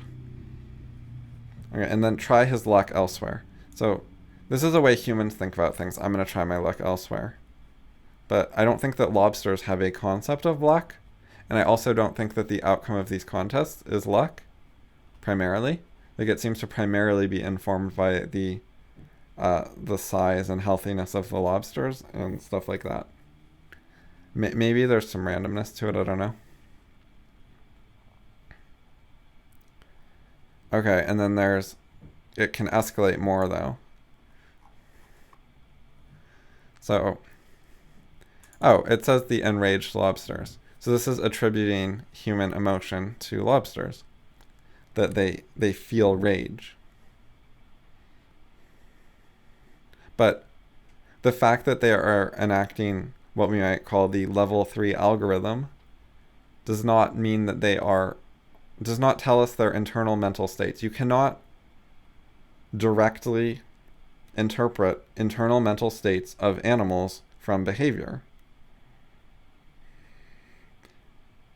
We're used to doing that with humans because we assume that they're similar to us, or maybe we have reason to think it rather than just assuming it. But, from our general premise that other humans have similar thought processes to us, which we do have evidence about, like we can talk to them about their thought processes, and we can watch TV shows to learn about what's common in our culture, and we can look up that, millions of people watched the show and watched it again the next week rather than being alienated, and if it made no sense to them, they wouldn't keep watching probably.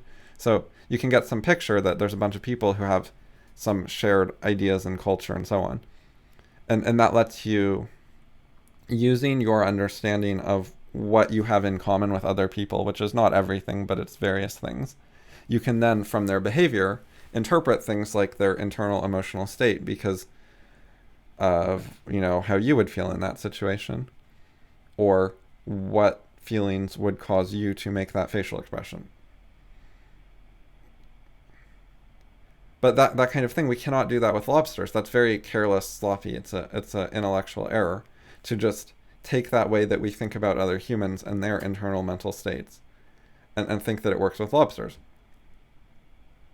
Lobster behavior is not necessarily caused by emotions such as rage.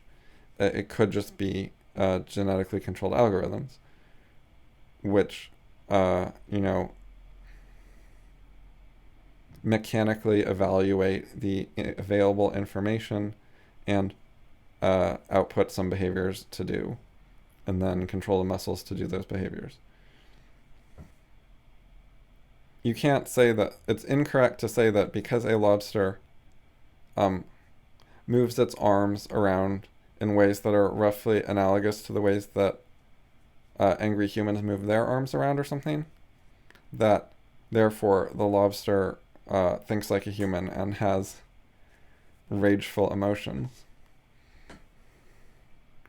Well, that is a conceivable thing. It is not, being demonstrated here at all in any way. Like, there's nothing that Jordan Peterson has presented is an argument that lobsters feel emotions. He has presented no evidence that they feel emotions. He's presented, descriptions of their behaviors that are fully compatible with the internal mental life of lobsters having nothing in common with humans. And indeed, with there not being an internal mental life of lobsters, they just, running compute any more than Microsoft Word or Safari web browser has an internal mental life. There's no internal mental life of this Twitter client here, this light paper text editor, or this dictionary. They have behaviors, like when there are certain inputs, then algorithms are run internally, and then things happen, like when I input this X key, then it put these pixels on the screen. But, if I like type in an angry face, that does not mean that the computer is angry, even though it is displaying a physical appearance which resembles what humans look like when they get angry, right? This is, and we could have an actual like photo of a human display on the screen, a photo of an angry human, and then we would have a computer displaying a considerably more accurate facial expression representation of what angry humans look like without any internal anger mental states. And it's true that we can understand, why the computer is displaying that and what the causality is and why that doesn't indicate anger. Like in this case, I typed it, And in the other case, it's like, well, I took a photo of my friend when he was angry and I uploaded it into the computer. That has nothing to do with the computer feeling angry. But it's the same with lobsters. There are possible explanations other than the lobster feeling rage. We can say there are evolutionary reasons why these behaviors would take place. Maybe that's all there is to it. The genes evolved to cause these behaviors because they have selection advantages. And no mental states were evolved. They weren't necessary to performing the behaviors. They didn't evolve. They're just not there. Like, when it comes to evolution, like, by default, things just aren't there. Like, only the things necessary to meet selection pressures evolve, and everything else just doesn't exist. Like, there's no extra complexity that doesn't have, like, a significant evolutionary purpose to it. So, like, as a sort of default starting point, you should not assume lobsters have rageful feelings in an internal mental state, because it's simply not necessary to account for their behavior and for them to have for them to do well in terms of having a bunch of grandchildren. It is not necessary that they feel rage. That doesn't even sound helpful. Like, that doesn't sound like an advantage. The fact that humans feel rage is actually very interesting, because it is of questionable direct evolutionary value, so why would humans do it? And my answer to that is human genes do not code for rage. Rage is a mental construct that we created because our genes, so in the pursuit of better, more effective algorithms to control our behavior in more complex and advanced ways so that we could more effectively forage for food and whatever, our brains got bigger and more powerful and more sophisticated, and some of the algorithms used became more general purpose. And in this process, a fully general purpose algorithm evolved to meet local immediate selection pressures, but it had bigger consequences and implications. It was useful in the immediate term because it was a powerful generic algorithm, but it was also, enabled new things for humans. We could call the algorithm intelligence, and it gave us the ability to think of things that were not, to create new knowledge that wasn't in our genes. And so we created anger and many other things, and an eternal mental life. Anyways, there's a lot of debate about like what intelligence is and how that works, and people tend to assume something like humans are more intelligent than lobsters. Intelligence is a matter of degree, and because humans and lobsters are both intelligent to some degree, then a lobster is like a really, really dumb person, but they would still have internal mental states like humans. Which I do not think is correct from my knowledge of philosophy and in particular epistemology. I don't think it works that way or could possibly work that way. I don't think that intelligence is a matter of degree. I think it is a particular algorithm that is general purpose, and either you're running that algorithm or you aren't. And there are not algorithms that are like intelligence, but 50% as effective. There isn't a middle ground there. That doesn't exist.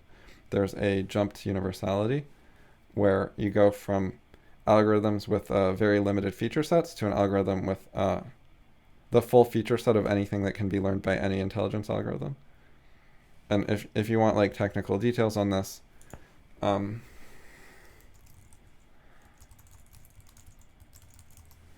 so I have book recommendations here, and if you want to learn about things like this, you want to read David Deutsch, and if you want more details on the epistemology, you read Karl Popper.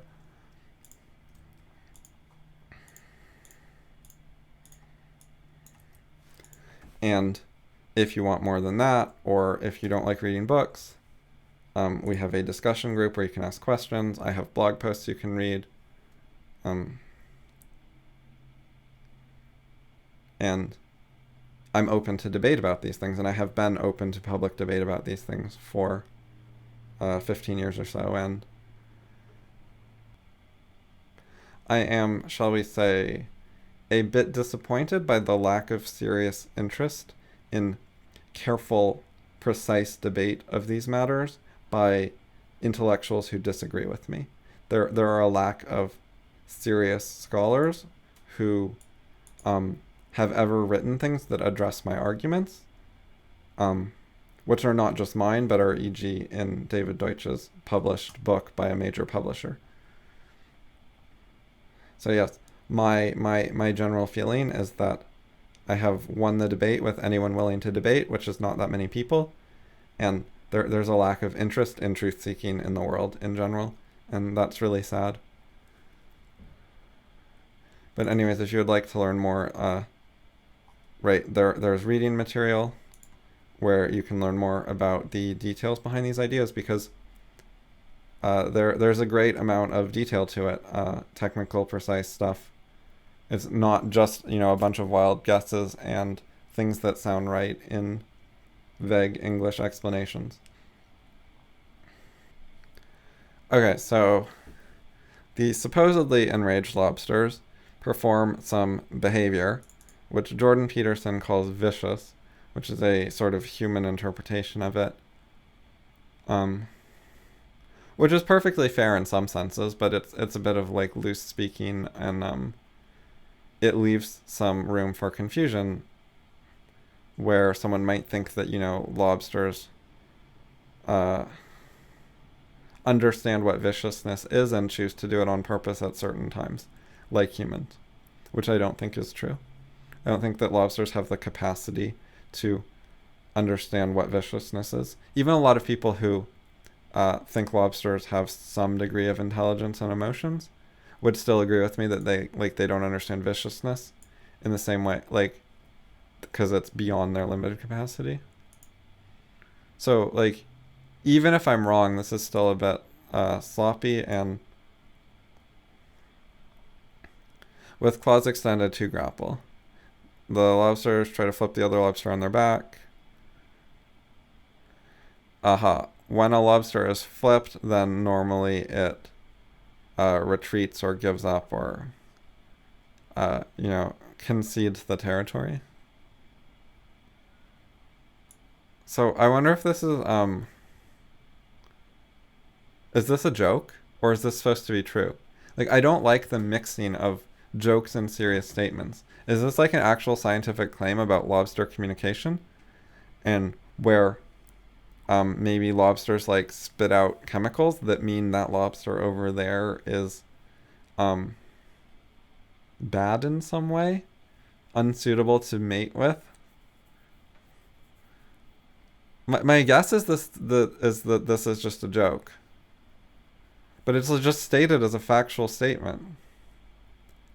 So I think it's a joke, but it's not fully clear that it's a joke, and I feel like some readers might think that it's an analogy and that the lobster does some sort of communication thing in lobster form that's not literal gossip in the way humans do it, but is some negative communications about the lobster to other lobsters, which might even be true, which makes it really hard to tell if it's a joke or not,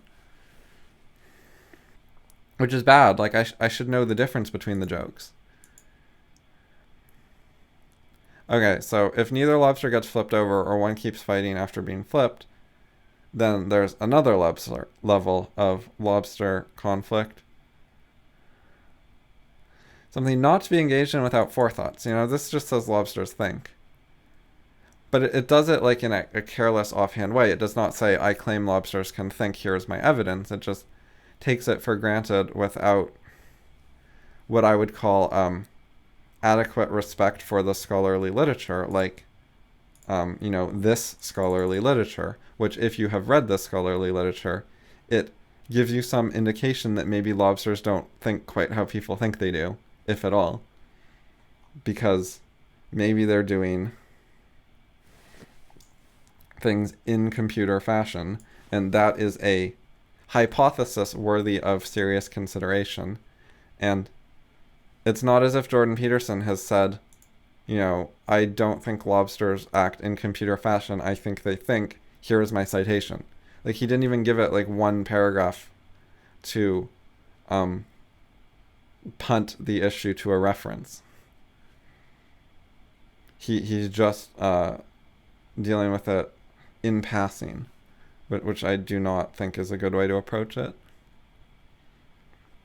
And I think that things like this contribute to what lots of people I talk to are like, which is that they seem sort of surprised to hear that there could be any dissent on this issue, and they find the dissent kind of ridiculous, and then they link some YouTube videos of cute cats doing things, or I don't know, some other animal, maybe a dolphin or whatever, and they're like, see, and they don't do anything like reasoned analysis and breaking behaviors down into part actions and testing what happens when you interfere with some of the part actions, such as putting the squirrel indoors where there's no dirt.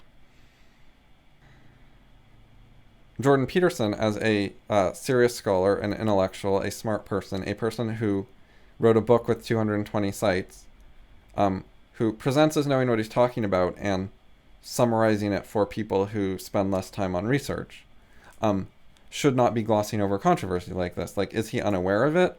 Or does he just want to ignore it and pretend like it doesn't exist? Or does he think that it's so wrong that it doesn't even deserve a citation to something that refutes it? Or what? And, you know, from my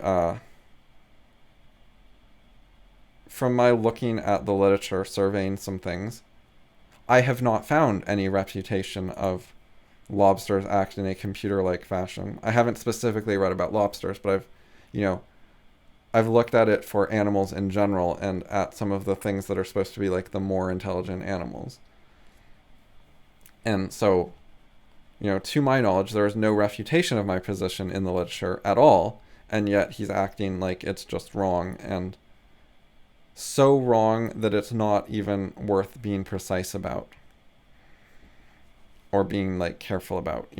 It's just like, well, it's so obvious that lobsters think and feel emotions that we should just like carelessly use human words for them without any need for precision, because of course they're just really similar to humans.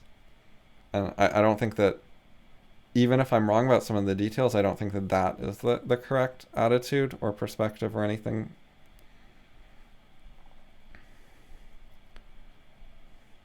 Because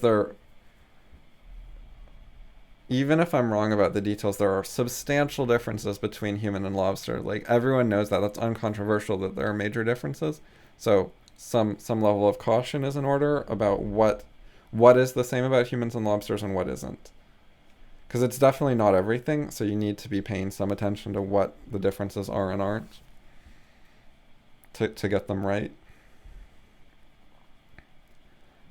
So the lobsters advance with increasing speed.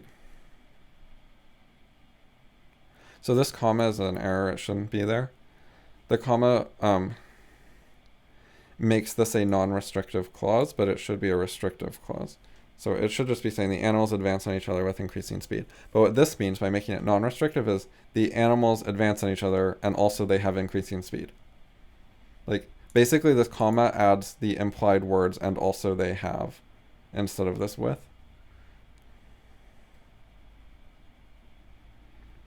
So yeah, this comma should not be here. I'm not sure about this one. Like, I've studied grammar some and fairly recently, but not a ton. So like, I'd have to think about it to figure out if this comma should be here or not. Their claws are open so they can grab a leg or antenna or an eye stalk or anything else exposed and vulnerable. Okay, so first of all, there's a faulty parallelism here. So a leg, an eye stalk, or antenna. So it should be like grab a leg or an antenna or an eye stalk. Or else you do it the other way and you say grab a leg or antenna or eye stalk. But the antenna clause and the eye stalk clause should either both have the article or neither one has it for sure. So that's a minor error. So as far as this comma goes, the end of the sentence doesn't matter. Like, if the sentence just had a period here, it would be the same in terms of whether this comma should be here or not. Like, their claws are open so they can grab a leg. You could end the sentence there. It wouldn't be like a great sentence because it doesn't really explain what you're talking about, but, grammatically that would be fine. So we just have to look at the shorter version, and then should that comma be there? Okay, so these are both clauses. Like, both parts could stand on their own. Like, their claws are open could be a sentence. It has a subject, clause, and a predicate. The verb is are, and then you have open, the object.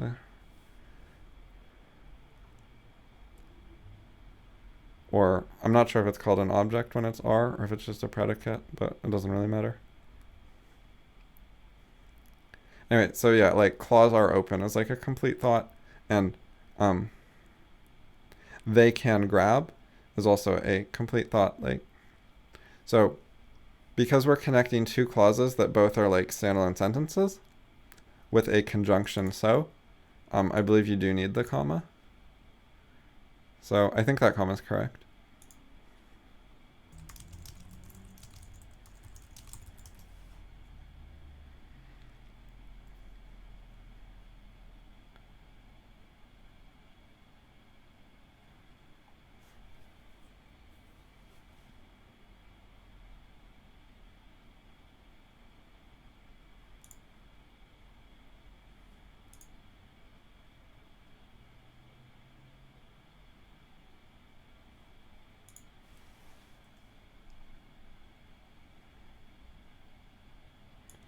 Right, it's this case. Yeah, so I'm pretty sure that comma is correct. So the grabber actually tries to tear a body part off. It sounds like they remember other lobsters, like they can remember that was the lobster I had a fight with, and this other lobster is not the one I had a fight with. But it's not 100% clear if he's being serious, because like, mortal enemy is the kind of thing like celebrity where he might not be being very literal. This is a bit unclear. Like, at first when you say the loser is unlikely to survive, it sounds like maybe they're just going to die from having a body part ripped off. But then it says if they remain in the territory, which sounds like, they would get attacked a second time. So it's unclear how much they die from one fight versus how much they die from additional fights. Not that it's, super important to the point either way.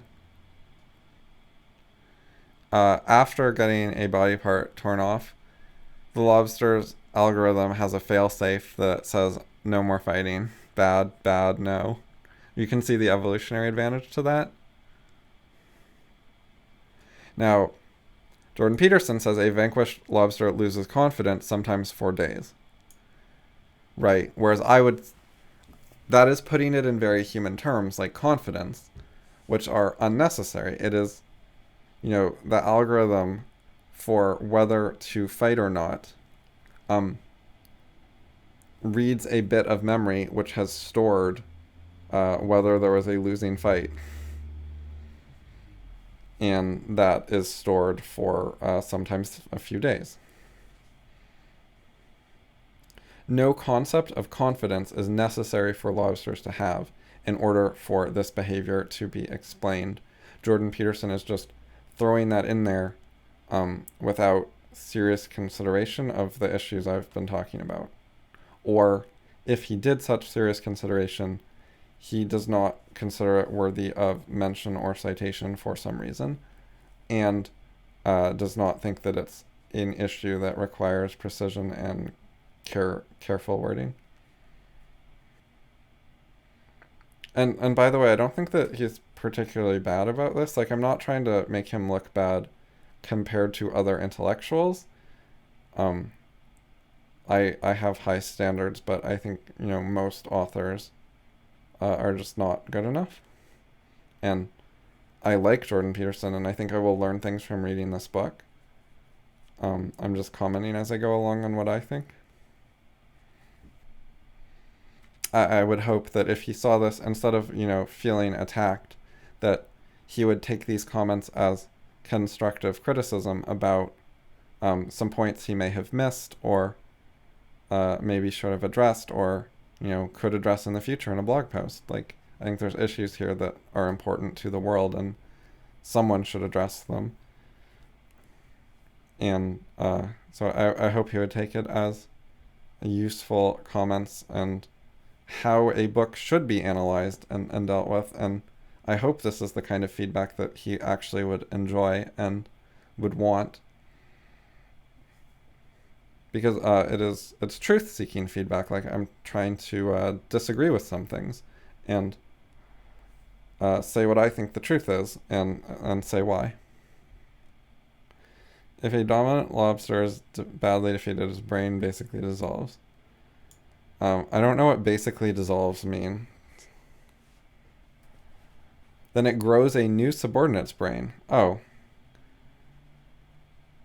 Okay, so in restructuring its brain, it actually, destroys a bunch of cells and then creates new ones. That's interesting.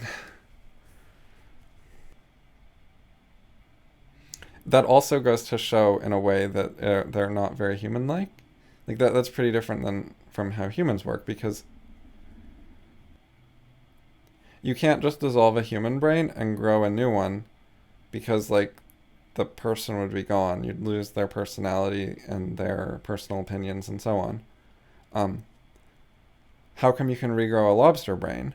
Because the genes specify basically everything about the brain. And so there's nothing to really be lost by deleting it and recreating it, because all the knowledge was stored in the DNA, in the genes, rather than being something the lobster created during its lifetime by reflection and going to school and so on. And to understand that, there's also, I draw a distinction between the words knowledge and information.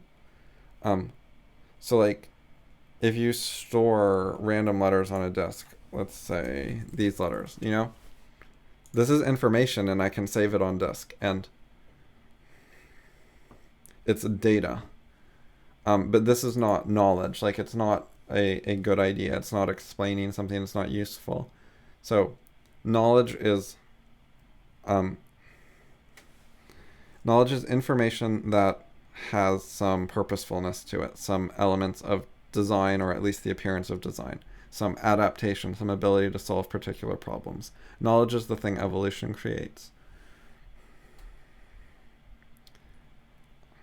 And humans create, which I believe they create by running an evolutionary process in their brain, rather than there being a whole second solution to the problem of design other than evolution.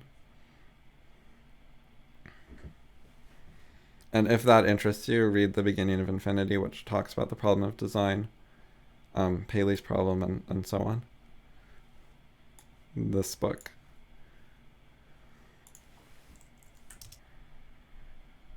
So anyways, with that distinction in mind, when the lobster dissolves its brain and creates a new one, some information is stored somewhere, like a little bit of brain is saved, or there is some information storage device outside of the brain. Because it has to store, like, say, a number from 1 to 10 for how dominant to be. Right? Because when it's growing the new brain, there has to be something saying, like, which brain to grow. So it has to store, right, let's just call it a number 1 to 10. And then it grows a new brain that matches, of the type that matches the number. So because you don't want to just dissolve the brain and then, like, grow a random brain. You need to keep track of which new brain is being grown. I wonder if the lobster can remember, like, which other lobsters are which after its brain basically dissolves. Like, is that stored outside the brain, or is that part of the brain not dissolved? And it's also unclear to me how good lobsters are at remembering which other lobsters are which, because Jordan Peterson's comments about it, like, a mortal enemy, is not, like, a very literal scientific description, and I didn't know how serious it was. Because, the idea of having a mortal enemy, implies the ability to remember who your enemy is and identify that particular lobster. Is this a grammar error? I'm going to read this more carefully. Its original brain just isn't sophisticated. Does he mean sophisticated enough to manage the transformation from king to bottom dog without virtually complete dissolution and regrowth? Okay, so he must mean sophisticated enough. There's a missing word here. So we found a comma error and a missing word error. I'm actually going to write those down, because I might post, like, a list of corrections. Maybe he would appreciate fixing typos. Okay, so, and now he's talking about, like, kinship with lobsters after romance, which is not a thing lobsters do, and career, also not a thing lobsters do.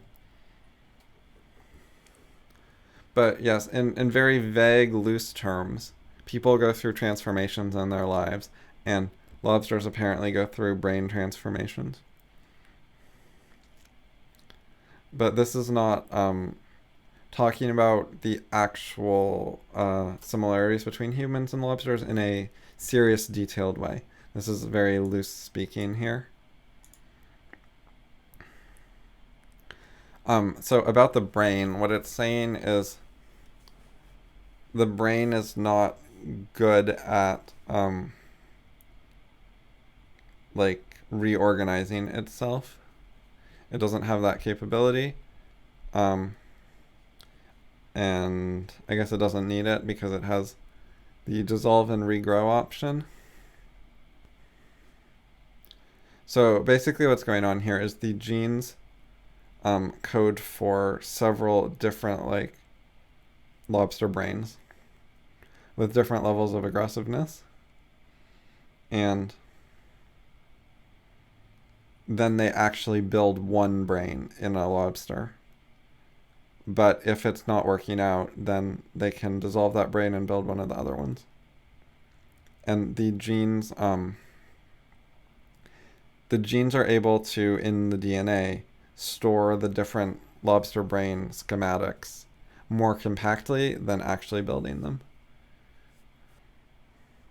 So that's why it makes sense to keep them in storage and then only build the one that's actually being used.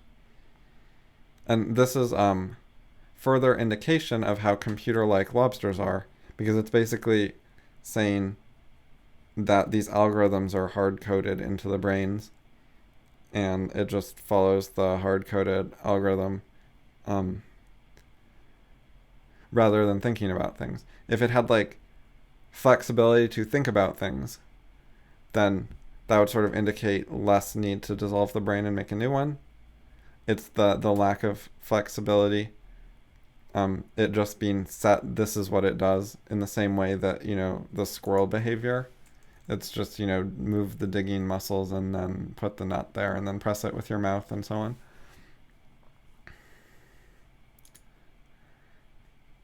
I find it notable that as I read along, and he's sort of taking it for granted that animals are a certain way, I find bits and pieces that are actually inconvenient for his position, and I'm not sure actually how he would explain them in terms of his model of how animals work. I wonder to what extent he even has a model of how animals work that is fleshed out and detailed. Maybe it's all a bit hazy and he says we don't know all the details and he's just sort of making some assumptions that he thinks seem to be in the right ballpark. Whereas I have some more detailed ideas of how this stuff works and can work in technical terms. Alright, well, my voice has been going downhill for a while now. You can probably hear it's a little scratchy. And it's been 3 hours, so that is enough for now, even though I didn't finish Rule 1. So in the next video, maybe tomorrow, hopefully, possibly, I will hopefully finish Rule 1. Yeah, I think that I am far enough that I should be able to finish Rule 1 in one more session. So that's the end. If you liked it, subscribe to my YouTube channel, and I have a newsletter. If you go to elliotttemple.com and you scroll down to the bottom, you can sign up for my newsletter, and you can find all my other websites and content. I have tons and tons of free writing that you can read, and a few paid things if you want to buy them. And the newsletter is I'm not going to spam you. I just send an email out every week or two with links to new things I made and things I think are interesting, and occasionally I write a little explanation of something or argument or whatever.